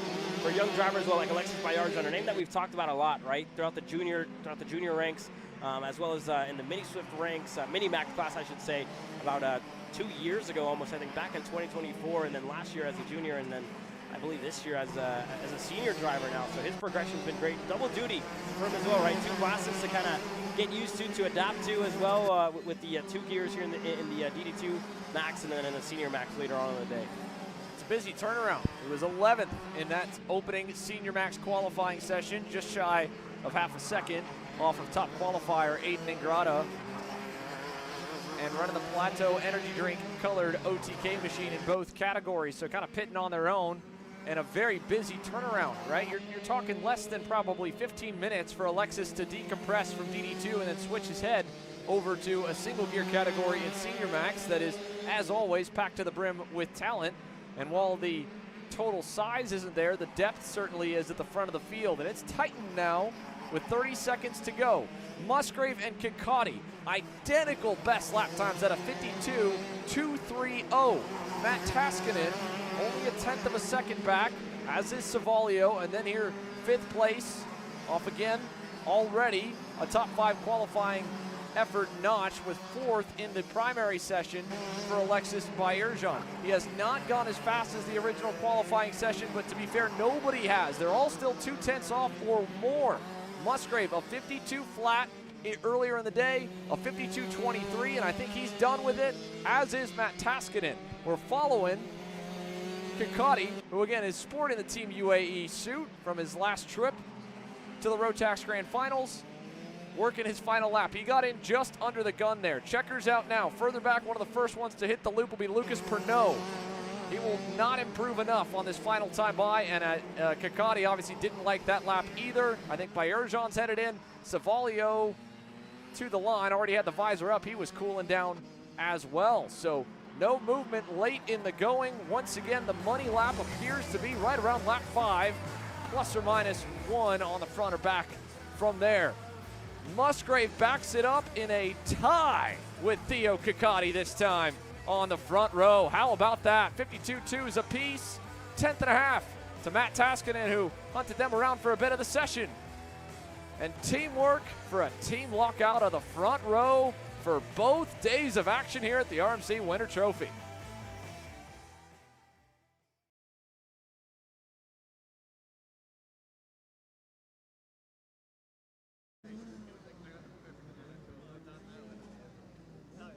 Quick question for you. P2 just a short while ago in session 1 or quali 1. This time able to match team owner Billy to the 10th, to the 1000th. Talk me through that session. It was a really good session. I mean, the car felt amazing. It was on rails out there. I couldn't be more happier. We started off the weekend a little bit jet lagged and a little bit behind pace, but the whole program they have, they were able to show me the data where I'm losing and get me up there, and the car was working. So big thanks to Billy. He gave me a little bit of tow out there. Wouldn't have been done without that, and super happy with the result. Yeah, kind of talk me through what it's like being able to race with somebody like Billy, who's not only a teammate but also a team owner. How does that kind of go in throughout your weekend to help you get to the top spot like this? It's definitely a first for me. I've never really experienced that before, especially as a teammate. But I'm not very good with my words here, but you just learn so much from him. You can tell he's very experienced. He won all those races for a reason, and I'm just so blessed and thankful to have the opportunity to race with him and learn from him. Guys, a factory cart tie for the pole for Sunday. Unreal stuff in DD2. And I wouldn't be surprised if we see something close to the margin like that here in Micromax, Caleb. We've seen when 2 young drivers are able to really strategize nicely, play the 2-cart tandem game, and start one lap bumper to bumper, ended bumper to bumper as well. Sadly, that may not be the case for Kuiper Nelson. The CB Motorsports machine is beached in the grass right now. The number 30 way off on the outlap. trying to get refired, trying to rejoin. Couple spinners as well on the boot on the opening lap. Looked to be a pair of the MSL CRGs having a wild go as they first take to the circuit. But it may not, again, be our only tie in qualifying today if we see two young drivers master the tow well. However, that wasn't so much the story in this first qualifying session, and already seeing the track maybe starting to fade a bit in pace. Do we see any improvements in our youngest category? Freddie Baker in qualifying one, a 57.729. Jack Katowski, we've picked up now, working his way through the middle of a scrum at the moment. Just past the number 28 machine going into turn number 6. Polo Santos, he was at a 57.98. So if it all tracks the same as the DD2 boys, this will be a 57.9 on the pole, or maybe even further off. But at the same point, like Theo said, a lot of experience for Billy. He's not out there learning every single lap. Nothing like what we're seeing in rapid development, especially with the micro class for this year, Caleb. Felt like 2 weeks ago was a whole new league of drivers we were learning to start the new year. And it was different faces as well, right, of drivers, especially for myself, right, seeing a lot of those drivers that maybe got their first taste of the cadet divisions over at the Texas Racing Series and across, variety, club races, you name it, but getting themselves in the limelight at a national series, and as well being that next driver to put yourself up at the front, right, to be that next household name in the micro, the mini, whatever you want to call it. But the micro class, like you said, a lot of drivers working their way up, and again, putting themselves at the front of this field. We talked about a lot of them, right? Jack Katowski, I believe, won one race last year, maybe two, I think one, and then you talk about the start of the year, already has 2 wins to his name, looking for 3 here this weekend. And again, more and more drivers are going to start to work their way up to the front. Talk about Tristan Francisco, who's just sitting there in second. He finished second throughout that weekend as well. So a lot of drivers with big opportunities, right? I believe Grant Heckman here this weekend with us. The first time we've seen him on the 2-cycle package in the number 3. So it's currently in 6th with a little bit more, but you'll see a lot of this, right? A lot of shuffling on that timing chart. Brody Brown at the top to Freddie Baker, Heckman, Marcelo Pena, Sanders, Katowski to Pelletier. So a lot of drivers, and again, up in the air to who's going to be up at the front at the end of the session. But more important for these young drivers, right? Going back with the coaches, going back in the tent. What did you do wrong almost? What did you not do good enough in that first session? How can you apply it to session number 2 here? And we saw a really different outlook on the outlap with how many of them kind of all went out as a big group comparatively to qualifying one. Now they've since kind of spread apart, but they've sifted out where we've got a lot more fast kids kind of nearby each other, right? Brody Brown here, he's in the middle of that pack that has Katowski in it, along with, I believe, our top qualifier from earlier in the day in the 91 of Freddie Baker. So where the first qualifying session felt like those three, we were trying to hunt all over the racetrack to find them because they were in a couple of different places. Now they're all, again, as you can see there with Jack being the first one to make the bailout on the front stretch, resetting themselves to try and make a run later on in the session up to a driver versus just resetting to get clear racetrack. Qualifying one, especially with how the practices were basically waterlogged through the entirety of the morning and even a bit into final practice, still felt like we were dealing with a damp racetrack. I doubt a lot of these, even the best of the coaches and team owners, had a really good gauge of, oh, that kid looks quick, go follow him. That kid looks good, we'll talk to him in advance, maybe get a game plan of we try to find each other on the circuit to work together. Now, first qualifying session in the books, first session, everyone's forced to go to new rubber, everyone's forced to push to 100% instead of maybe hanging back a little bit, playing the game of putting a dead transponder on the go-kart so no one can see your lap times, right? You have to go out and put a lap time, and now we've got that ranking system essentially of going, okay, that guy was a 10th better than me, that guy was a 10th worse, that driver obviously didn't have as much speed as maybe we thought they might have, so we're going to not focus on being near them as much. We are going to try and prioritize putting ourselves near the drivers we think will be fast. So Freddie Baker going to the top by 2.5 tenths, mind you, a huge margin in this age group. Kind of paints a bit of a target on his back for everyone else to want to try and follow him. But he's positioned himself perfectly in this group. Tail end Charlie with the rest of the top 5 basically in front of him. And at the moment, it's paid off. He sits provisionally on pole once again, albeit 8 tenths difference from his time right now to his pole time from an hour and a half prior. Yeah, and again, his best lap time out there was a 58.218, and you look at it now, a 58.418. So just a big difference kind of to what we saw a little bit earlier on in the day. Nonetheless, though, he's going to cross the line this time by in the 91. Brody Brown put himself in a better position right behind Rhodes there, but Katowski, like you said, he was reshuffling himself, found that lap time on the last time around, a 57.950 for Jack Katowski, and that's a big improvement for him as well. So now 57.9, it's the first time these drivers have gotten into the 57 throughout the weekend almost. Yeah, only a couple of them got to it. Two of them, Katowski and Baker, sorry. That was it. Nobody was even at a 58 flat. So 57.95 for Jack. That puts him now a tick better than Quali 1. So while the DD2s all slowed down a couple of tenths, the best Micromax time has overall still slowed down, but driver for driver at least been about even or a little bit better. Brody Brown is already a 10.5 up from his first qualifying effort on the Kid X USA Kart Republic, with Jack now in a perfect spot for the end of Quali. 50 seconds to go. He's got 4 car lengths up to the back of the 82 of Arthur Rhodes, who sits 5th. So we know that driver's probably going to go pretty well. Freddie Baker across the line, following in the tire tracks of Katowski through the pack, did put a good lap in. If Jack goes good with Freddie right on his heels, he could go even better. And again, they're all hunting up to Brody Brown just in front, and I believe that's Tristan Francisco in the 17. So all your top 5 all in frame. Different picture from Quali 1. This will be, I think, the money lap here, Caleb. They're all tuned up with no other traffic in the way. And you can see how close the 91 is pulled up to Katowski. He's on his heels here going into the boot. This could be a huge lap if they both end up good, but obviously they probably got a bit too close together before the timing loop.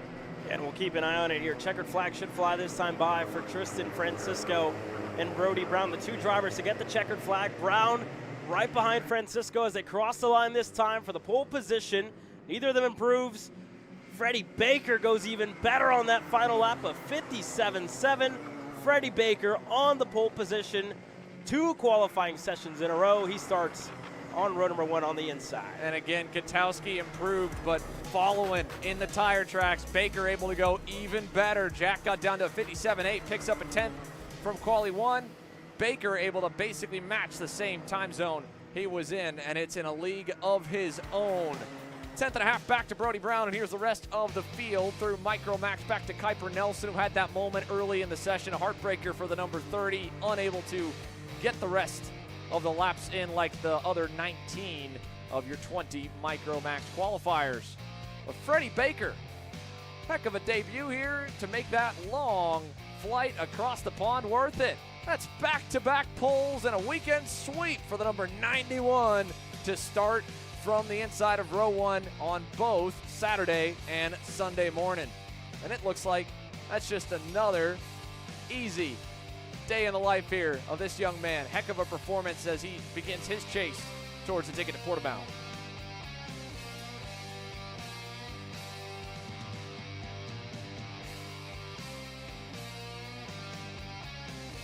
Freddie, first time in America and not 1 but 2 pole positions on the weekend. Kind of talk me through how the pace has been so far and what has allowed you to put it up front not once but twice. Good mechanic and some speed. How do you like the track here in the U.S.? Good, fast, mostly fast. Well, Freddie Baker puts it on pole not once but twice here in Houston.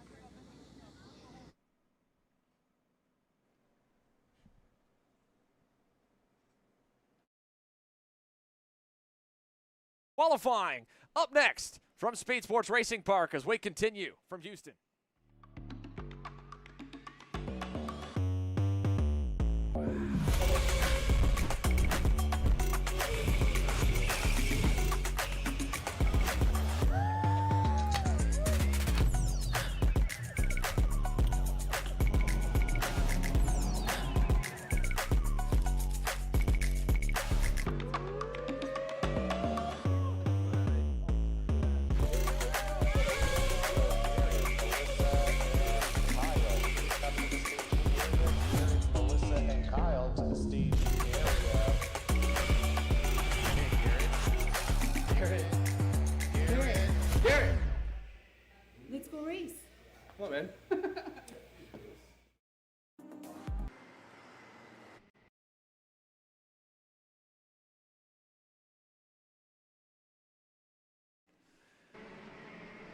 Senior Max up on deck, Junior Max on the racetrack. About half of them released from the grid this time compared to the first 6 of them from that initial qualifying session. We've 14 of our 25 that have hit the timing loop thus far. First one out on the circuit, Aiden Hammond in the, Aiden Hammond in the 271 is a bit further back. It's the 223 that we're keyed in on of Ava Cabral.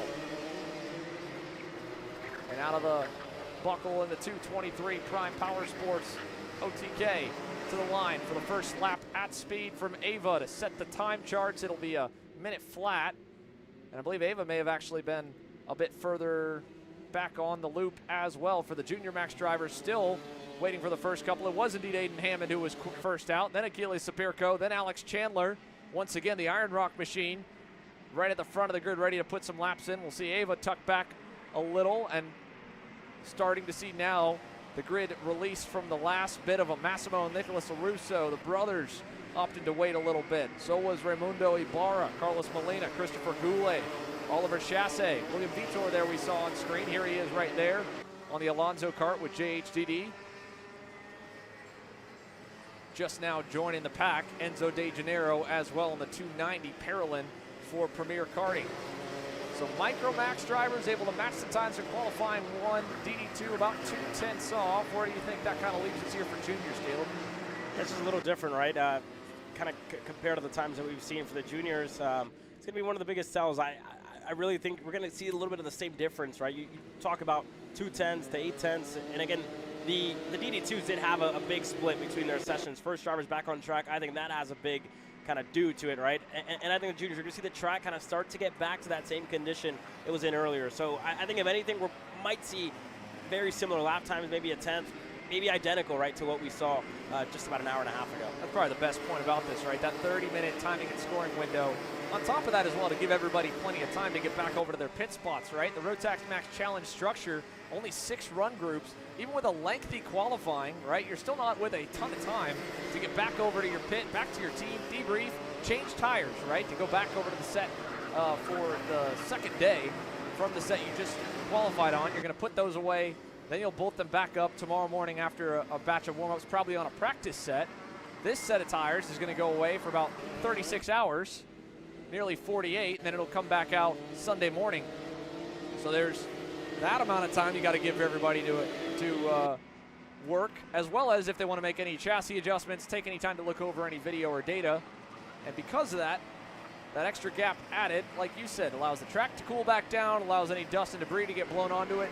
A little bit of mist that was coming down during that break as well, right? Slicking in the track off. The DD2's kind of plowed the way for us. So maybe that'll be the difference maker now. Maybe we'll see some improvements from that 53.54 that Leo Da Silva threw down in qualifying 1. And he didn't have much breathing room by the end. Alex Chandler got to within 9 thousandths. Enzo De Janeiro got to within 200ths. So 0.02 the difference from first to third in qualifying 1. First couple laps now for even that later group waiting on the grid coming in. Here they go, all jumping up the pylon. And it'll be Darren Kidd on the Mike Doty Racing LN kart setting the initial pace. 53.7, already only 2/10 off the best time from earlier today. And I tell you what here, Xander, I don't think we're going to see these tires until maybe next weekend with the weather expected tomorrow and Sunday, right? So maybe practice 1 next week is when we'll see these tires again with all the rain that we're expecting to see here tomorrow, and then maybe even Sunday as well. So all things to look out for, but even then they'll be away for quite some time, an extended period, if you will, for this set of tires. And maybe see them on Sunday, maybe not. Expecting a little bit of not much rain on the Sunday afternoon, but still very cold. So we'll see what the weather gives us here in Houston. Nonetheless, though, this qualifying session gotten very close. Everybody within 100th of each other. And Enzo De Janeiro in the 290 shown to be fast throughout the early stages. Throughout, again, lap number 5. The same thing he showed just earlier. Lap number 5 was one of his better lap times. And for De Janeiro, a 53.5 was his best time. This time out, a 53.7. So, like you said, 2/10, right? The difference, still with a little bit of time to go. Yeah, quite a bit.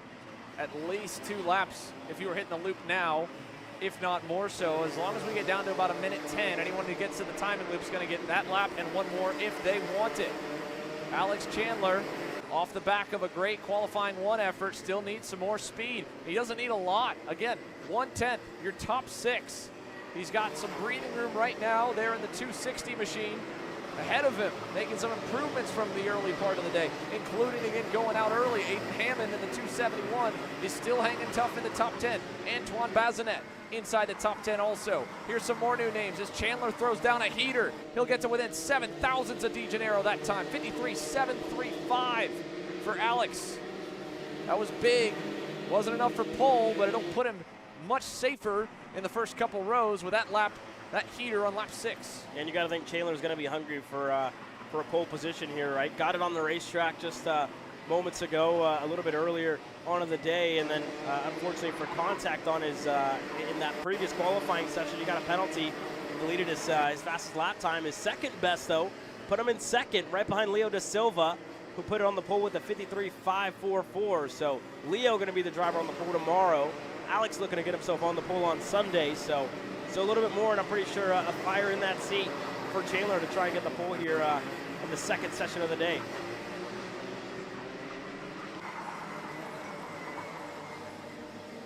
.20 seconds to go.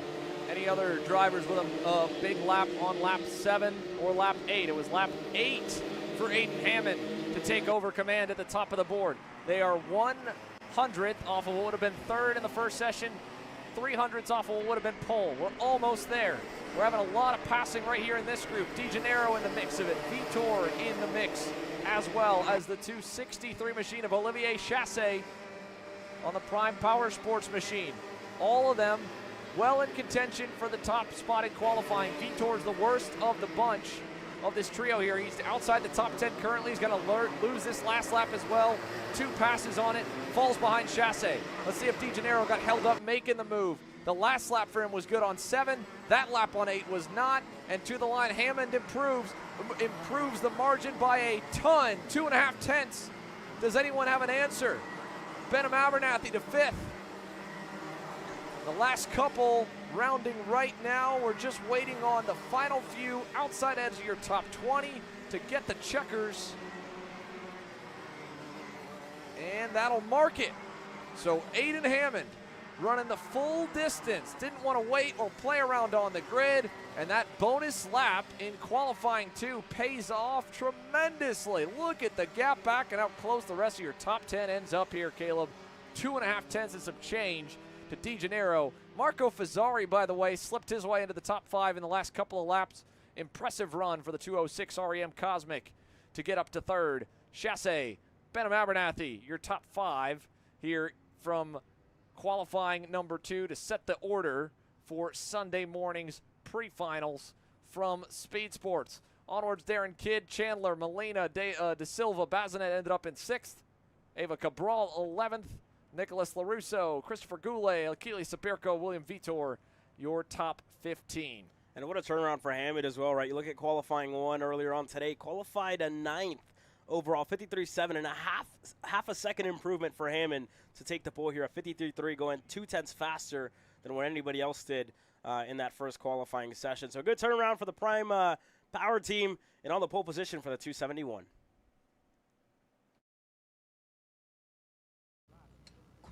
Quali 1, maybe not the result that you wanted. What did you learn from that first session to take a commanding pole by 2.5 tenths here for Sunday? I think if I went by myself, obviously I had a lot more pace, not so much stuck in traffic, and lesson learned, don't get mixed up in all the traffic and I'll go faster. First time at this track, talk me through your thoughts as you go throughout the day, learning a new track, and then obviously able to find the pace throughout the weekend. Yeah, obviously when others are faster than you, you have to learn off them. And obviously, they all know better than me because they've been here before. And the best thing to do is that, so that's how we come so fast. Well, Aiden surely learned from Quali 1, able to put it pole in Junior Max for Sunday. It's the first session equally that we saw an improvement at the very end in any full-size division. Let's see if that's going to be the case here for Senior Max. Obviously, for the brunt of the field, it doesn't seem like they have cared to mind whatsoever. Spin, unfortunately, off the rip for Tristan Altman as he takes a look over at the right rear to see if anything's out of shape. We're underway with only 6 of them out on the circuit here, burning the first minute so far, Caleb. And I guarantee you everybody's still waiting on the grid, and that's kind of been the story of the day, right? Everybody throughout the practice sessions, throughout the first quali session as well, you probably won't see them come out to that 5-minute mark. There's a clock sitting right there as well on grid that kind of tells you, right, what time it is, how much time is passing by. So these drivers are going to know, right? And it's just kind of gamesmanship. Everybody trying to go out there at the same time. And again, you think about it, right? You just heard it there from Mr. Hammond himself of track position, going out by yourself. And that's kind of contradicting when everybody in the senior field is waiting, just waiting on each other to hit the racetrack here. And if anything, when they hit the track, it's going to impede these drivers as they exit the boot in a couple of moments. But the first couple starting to work their way out onto the racetrack from that second group. You see Joey Friend there on the Kart CRG USA machine for MSL Racing. The collaboration here this weekend, they worked their way out. But again, you see Friends out there in front, cold tires as these drivers already with a lap underway. Kind of Friends just going to hold these two guys up at the moment.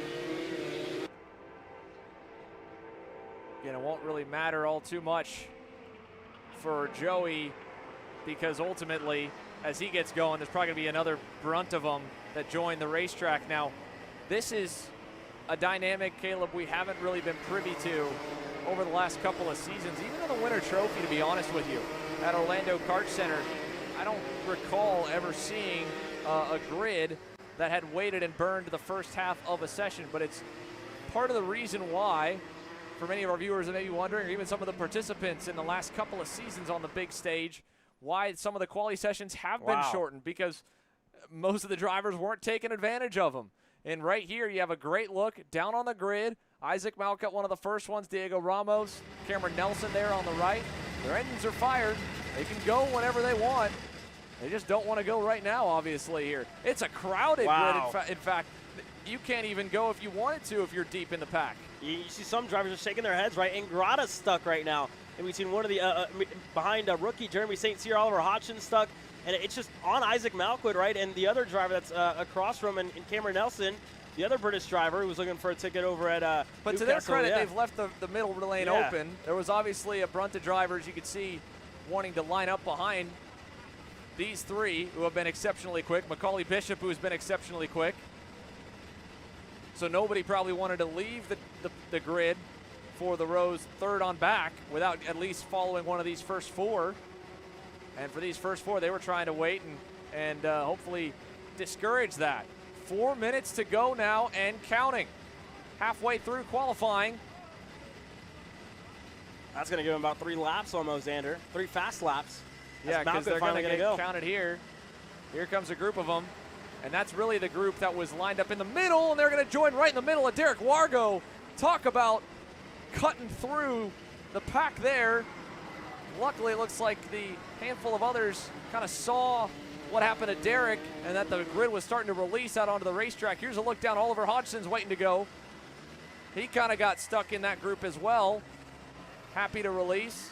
Here's Nelson and Bishop. So I think those two are probably 2 of the ones they were waiting and watching on. Now the full field's out there. 3 minutes on the board. They're just now at the end of the first sector. It's just shy of a minute lap time at full speed, leaving the pit lanes almost a full minute. So again, you're doing the quick math here, thinking at best these guys are going to get 3 laps. At worst, they're going to get a true 2. They'll show 3 or 4, right, with that outlap crossing the line and getting back to it, counting. But talk about a pressure cooker situation, and talk about impeding potentially penalties headed the way of that group. Anyone in this pack here trying to follow Hodgson has company bearing down on him. Joey Friend in the middle of it. We followed him early. Austin Perrin on the Sodi also catching the pack at the worst time, middle of a lap, nowhere to go, and they're still trying to bring heat into the tires. And you also got to think of what that does to the margin of error, right? It brings it down to 0. You need to be on it from the get-go. You can't afford to make a mistake on your lap. You can't afford to be passing somebody on your lap. And you're seeing that, right? All these drivers are stuck kind of battling each other, looking for track position. Right now, I think 2 of the best with track position. One is Diego Ramos, who has Ingrata and Oliver Hodgson with clean racetrack right in front of him. So, if anything, Diego's going to be one of the drivers to watch with a good amount of track space all the way up to Ingrata and then Hodgson, who's going to be getting chased by the REM machine. So, this is That's how it typically goes, though, right? If you're trying to follow somebody and you end up being late to the grid or late to decide to follow a specific driver, right? If you're third or fourth in line, it normally never pans out. You have to be almost right behind the driver you're hoping to follow. If not, if you're one of the followers of the other followers, you end up kind of in this mix here. And you're going to probably have more passes in this quali session than you may in your heat race later on Sunday, much less your final, because it's such a mixed bag and you just don't know. You obviously knew the driver you were hoping to follow was probably a little faster than you. Here's Malkut now dropping back. He's basically going to have, if he hustles it, one lap to try and jump up the leaderboard, jumping in front of, jumping behind Hodgson, jumping behind Ingrata. Ingrata is obviously frustrated because I think he felt like he had to get on the binders in the S's sector. So that might have hurt his lap this time. And still, regardless of all of that, nobody has put a lap remotely close to Derek Wargo, to Victor De Alencar, to Joey Friend. There's the first one, Jose Schirmer on the Speed Concepts Racing entry to the top of the pylon now. Yeah, so that's a great lap out of Schirmer there to set a 53.619. So that's just about kind of 4/10 off of what Ingrata did in qualifying one. So it's close. Hodgson's going to be one of the interesting ones to watch, right? He's on his own, good track space. What does Hodgson do? Only 5th. There's more improvement. Motillier to the top, to Ramos, to Pernod to 3rd, and there goes Macaulay Bishop up to 2nd. Here's William Botillier. He was 4th in that line. He had to get by Malkut at the end of the lap. Still put in a great one, in a great spot again now, as Hodgson's faded a bit on this lap. He's been reeled in by Ingrata and company. So William Botillier up to the pole provisionally. Macaulay Bishop all the way back here. He's catching up to Austin Perrin. Might end up having to make a pass on that lap. Checker's out. Yeah, this is it. So this will be the final lap for everybody. That front of the group's probably going to be where the pylon begins to shift. Bishop now catching Perrin at an awkward time. Into the boot. He'll have to pass him here. So Macaulay Bishop on provisional pole. Jose Schirmer takes it back. Here comes that fast group out of the buckle right now to the pylon. Bishop into the last turn. To the line, Hodgson digging for more. A bunch of changes are about to happen to the leaderboard. Ramos initially. Can Bishop answer? Only for 3rd. Ryan Gandor to 2nd. And it's a huge mixed bag of the results.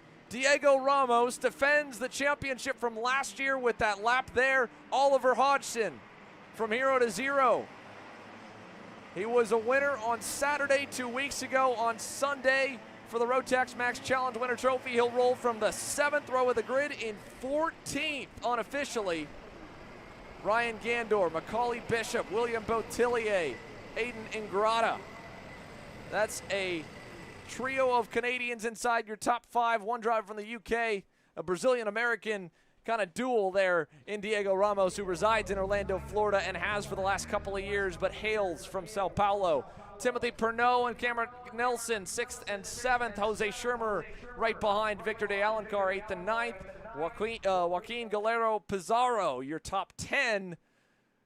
But that's big. Malkut ends up outside the top 10. Arnaud Saborin outside of it. Maxwell as well. Ramos on top in quali, and I don't envy the officials at all for what's probably going to have a lot of complaints headed their way, and I don't even know how you start to distinguish that session from any kind of impeding or not, because you had arguably impeding that you could make a case for with the stacked grid. But making the most of it, number 313, your reigning Winter Trophy champ, Diego Ramos on pole. Diego, able to go pole position, but in only 4 short laps. Talk me through the theory of waiting on grid for so long. I mean, you know, like Rotax is a lot of draft. It's everybody's so close. That means you need to wait and then do whatever they do. And yeah, I think we improved from the first quali for sure. We took the right decision. It's just the beginning. Have pre-final and final. For sure, it's going to be a good fight. And do you think you'll be able to keep up with the weather as it continues to change throughout the weekend? And how are you going to do that? Yeah, we drove in the rain. I think we were really decent. And just waiting for Sunday. That would be like freezing, but we'll see. Well, Diego Ramos, your pole position for Sunday. It'll be cold. And, of course, it'll have Diego Ramos on the pole. Next up, we go to the minis. And I wonder if any lessons were learned from watching on the pre-grid area, the senior Max drivers, a number of them hindering their qualifying sessions. So we've got a look down here at the scale line for sure. A lot of downbeat faces indeed. Oliver Hodgson checking over his factory kart, seeing where the miss may have been, because he did at least escape it with some decent track position.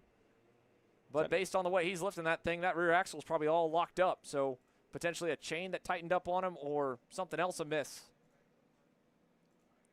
Yeah, interesting here out of Hodgson, but again, you're not so used to seeing him down in 14th. That's where we're going to see him on Sunday. Nonetheless, that being said, though, second group's out, and again, Henry, a couple of years ago, speaking of James Roots, he always said the Roots is on fire, and that was definitely the case in qualifying 1, putting it on the pole position for James Roots. Looking to go back-to-back here in qualifying 2. Got a long way to go before we can give him that honor. He's got to get to the top early, as he has, and stay there for the remaining 6 minutes. Prime Power Sports driver on top once again. Kimo Ahmad on the outlap, pretty quick for himself. Final few drivers leaving the grid now. Full lap behind. Hudson Howard, Yusuf Adi, Mason Brody, as well as Dutch Westbrook. So a number of fast kids just now joining the contingent, as the main pack that went out early is already working through their second lap at full speed. Yeah, and a couple of drivers as well in that first session did get pushback bumpers. So Lex Dutch Westbrook, as well as Mace Lasek, I believe one of them, and Kimo Ahmad. 3 drivers based out of the state of Texas. Here on home soil, if you will, at Speedsportz Racing Park, with 3 penalties to them, and a DNS, unfortunately, for Tyler Blackwood in the 128. Wasn't able to get going in qualifying 1. But here we go for the second session. And we were talking about Ahmad with, again, a lot of work to do for him tomorrow on Saturday after that penalty in qualifying 1. Qualifying 2 going a little bit better, a 57.590 for Kimo to put himself top of the timing charts. Yeah, it's a good start for Kimo Ahmad in this session. We'll really see how good it is when that latter group gets around to put their first lap in. It'll be right about now, I think, when they'll be getting to the loop, and there they go. Just behind Mace Ledsack, who's actually on his 3rd lap at speed. Oh no! Spinner in the boot, and contact. 2, 3, 4 karts involved, and it's going to end up with 2 of them stuck together for a moment. Heavy damage there to the 117 of Christopher Simon. 108 there of Pi was involved in the 171 of Letourneau. So 3 drivers involved in the buckle there. And they're just now coming through the boot, so we'll see if we can't take another look at that one for sure. James Roots, through the mess of it, still stays atop. Cristobal Ritchie into second on a 57 flat that time by. Comparing to where they were the first session out, so far in Mini-Max is now a number of times now get closer to Roots with that second group. Mason Brody's pack with Hudson Howard jumping to second and third. In fact, Brody just tied what Roots was able to do in the 132. Here's a look at the AKR replay. Check out the bottom right corner of your screen. Spinning right in front. Mateo then gets clobbered first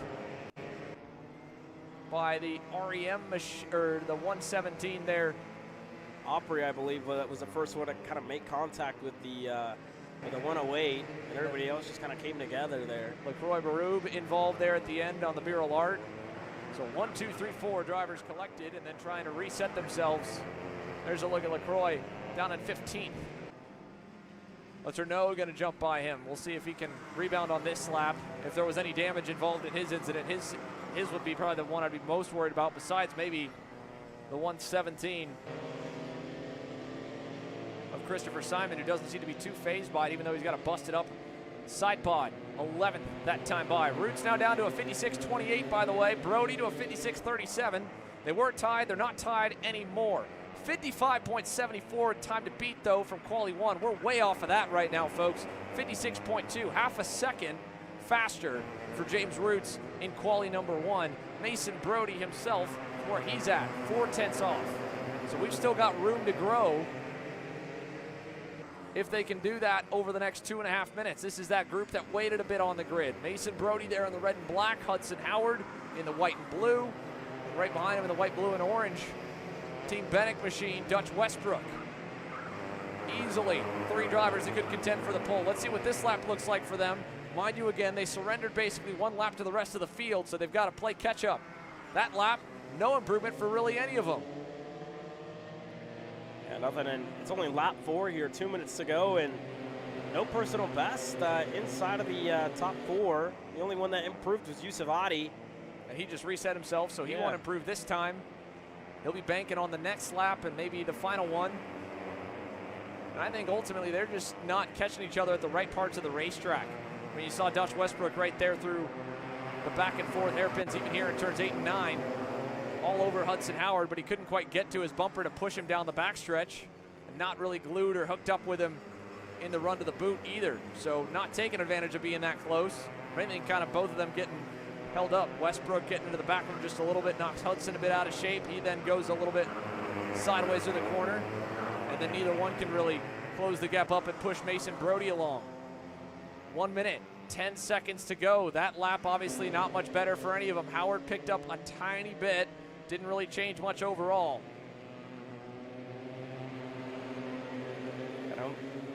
No improvements for Mason Brody nor Dutch Westbrook. James Roots, like you said, 56.240, go a little bit better. And like you said, right, just a little bit too close to each other. As Hudson tries to pass, bogs it down on the exit. Now Dutch tries to pass. Brody was able to get him back, and they're just kind of stepping on each other's toes here, right? Just a little bit too close to each other at this stage. And that's 2 laps in a row where they're just not really able to find that footing to improve that much more. As Howard now finally had enough of it, goes to the inside. Gonna look to space himself out a little bit more. Yusuf Adi there as well, and Mason now gonna hold up for a lap. Well, they all get a look at the timer when they cross the finish line, so they know exactly where they are in the session. And I think most of them knew this was gonna be their last chance starting right now. Dutch Westbrook's gonna start it by his lonesome. And James Roots, all the while, just continues to put his head down and log laps in. A 56.06 for him that time. He put 3/10 up on everybody. Mason Brody is gonna need a heater on this last lap. He's got maybe a little help down the backstretch from Hudson Howard. Back of this group, that's Josh Wheeler on the Ruthless Karting Nitro Kart. And oh no, they're catching traffic at a bad time. That's the 174, the Wounded Warrior, Matisse Lacroix Barube in front of all of them. That'll probably hurt this last lap. That's the downside of putting all your chips on one trip around Speedsportz Racing Park in a group quali session. It might not be a clean lap for any of them. Roots to the line, he's done. Here comes the main pack. Westbrook at least should have a clean lap mostly. Can he get to second at least? No, nobody in that group improves. And that completes it for Mini Max Qualifying. James Roots, a huge margin, even bigger than qualifying number 1. Big time over Mason Brody, Dutch Westbrook, Hudson Howard, and Yusuf Adi, your top 5. Liam Estales, Mateo Pai, Cristobal Witchy, Josh Wheeler, George Ho, your top 10.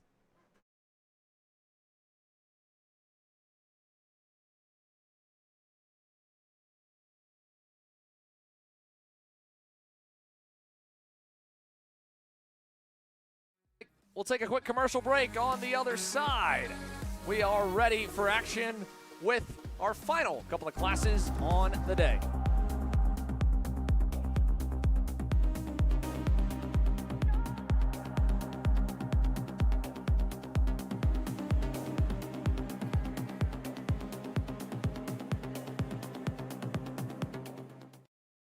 This is Henry. Henry feels sad. Henry feels sad because it's time for his next big race and his go-kart is in bits. Henry doesn't know that Acceleration Kart Racing is the United States' #1 shop for all of your karting equipment needs. Henry also doesn't know that Acceleration Kart Racing can deliver anything from tires to race suits and even wheels directly to your front door or to the racetrack itself quickly and efficiently, with tech support available 6 days a week. Poor Henry doesn't even know that Acceleration Kart Racing offers free shipping to mainland USA on selected product if you spend $200 or more. Do yourself a favor. Go to accelerationkarting.com and make sure that you are never left stuck on the pre-grid with Henry. Be smart and don't be like Henry. Join us for the biggest kart race.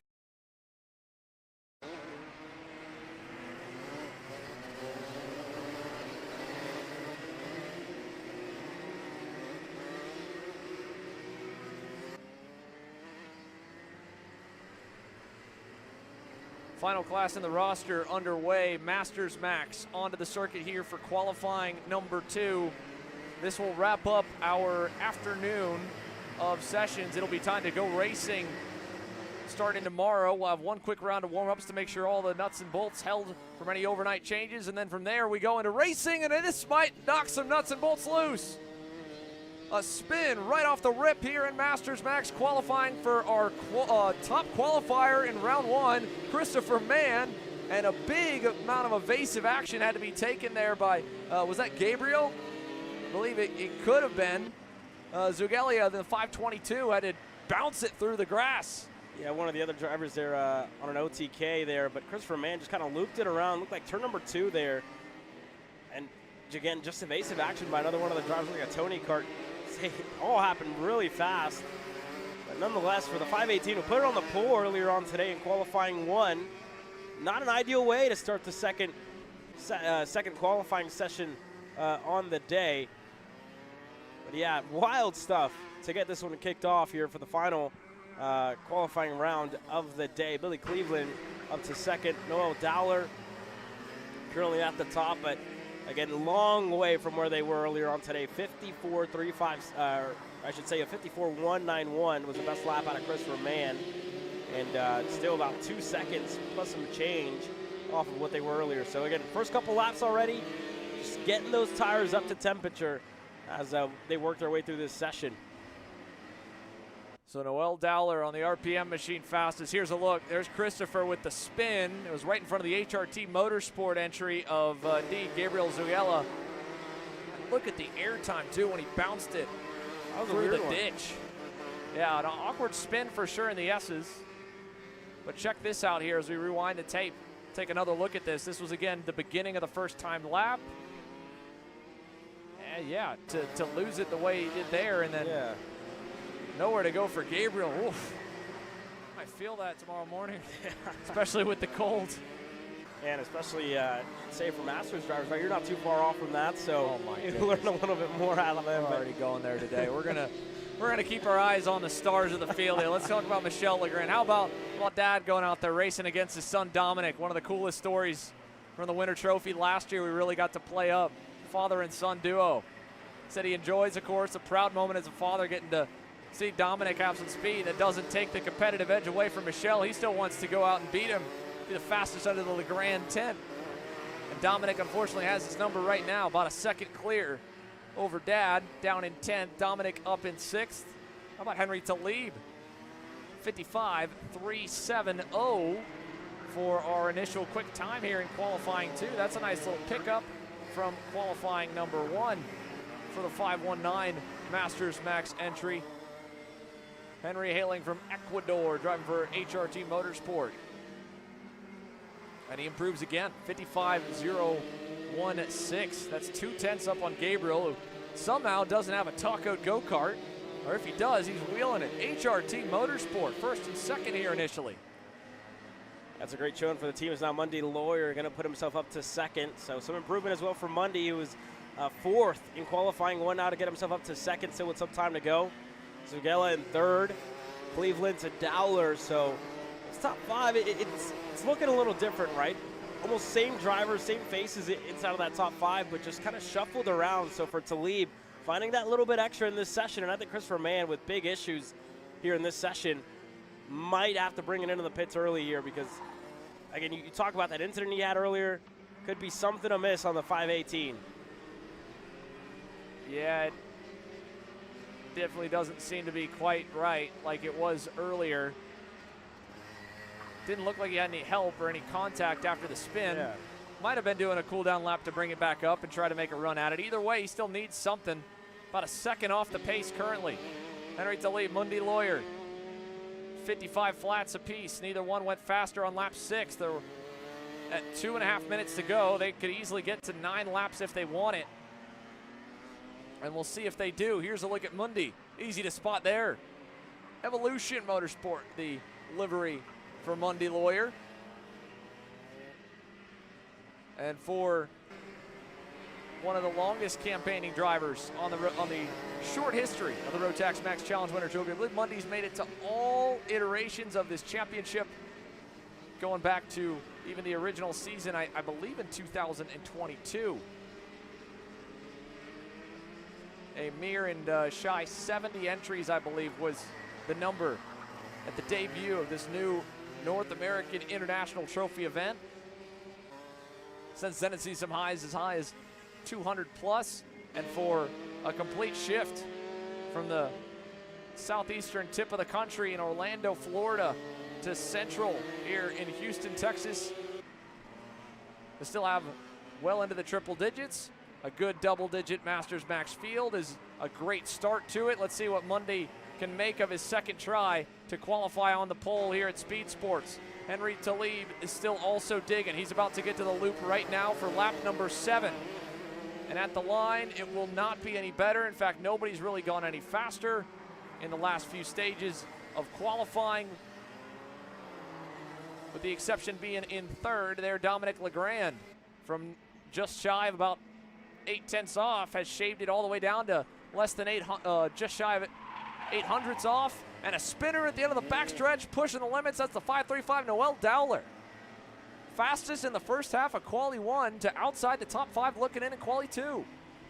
Mundy Lawyer just went fastest, the 54.917 for Mundy on that lap, so another one of the drivers that improved on lap number 7.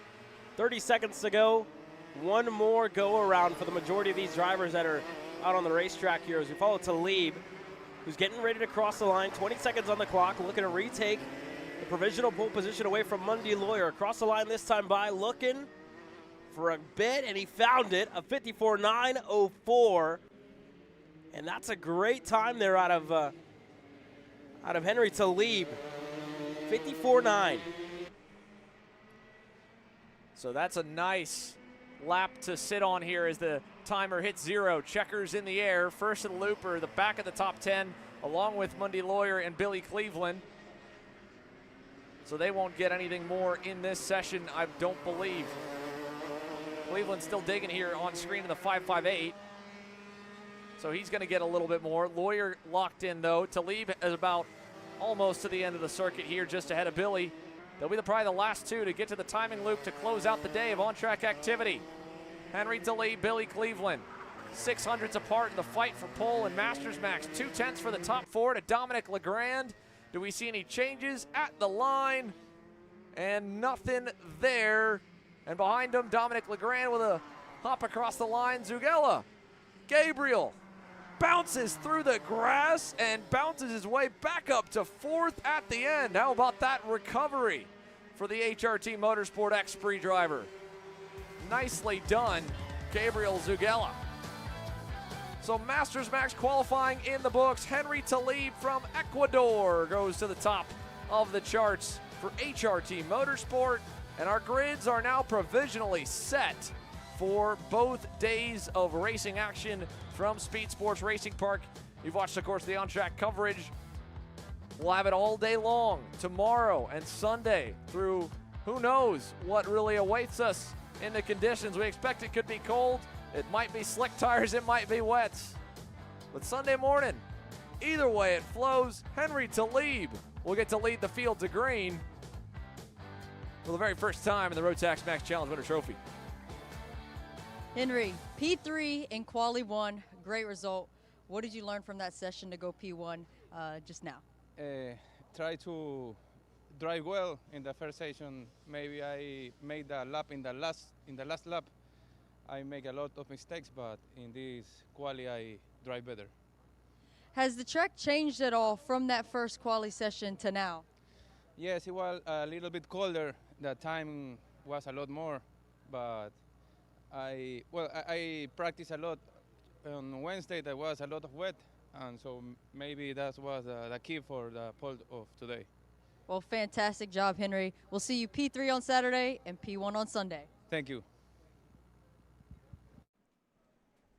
Congratulations again are in order for HRT Motorsport and Henry Talib. Caleb, our day is wrapped. solid way to kick things off for day 1 of 3 of coverage for weekend 1 of 2 of the Rotax Max Challenge Winter Trophy. It all changes tomorrow, right? We're waiting for the weather, we're waiting for the rain, we're waiting for a lot of things. And I tell you what, I'm ready, and I'm waiting for the racing action to take place tomorrow. Going to be exciting. And again, Rotax here in Houston, can't wait for it. And again, I really think Speedsportz is going to suit this package really well. Speedsportz Racing Park's second major of the year, just 2 weeks after their first. Activity gets underway tomorrow with warm-ups. We'll see you bright and early. Racing to follow all day long. For Cameron Reed, Caleb Vieska, and myself, Xander Clements, the KC crew, KSG, Rotax USA, and of course the Speedsportz track staff. We're going to try and warm up and suit up for what will be an unprecedented opening weekend of the Rotax Max Challenge Winter Trophy.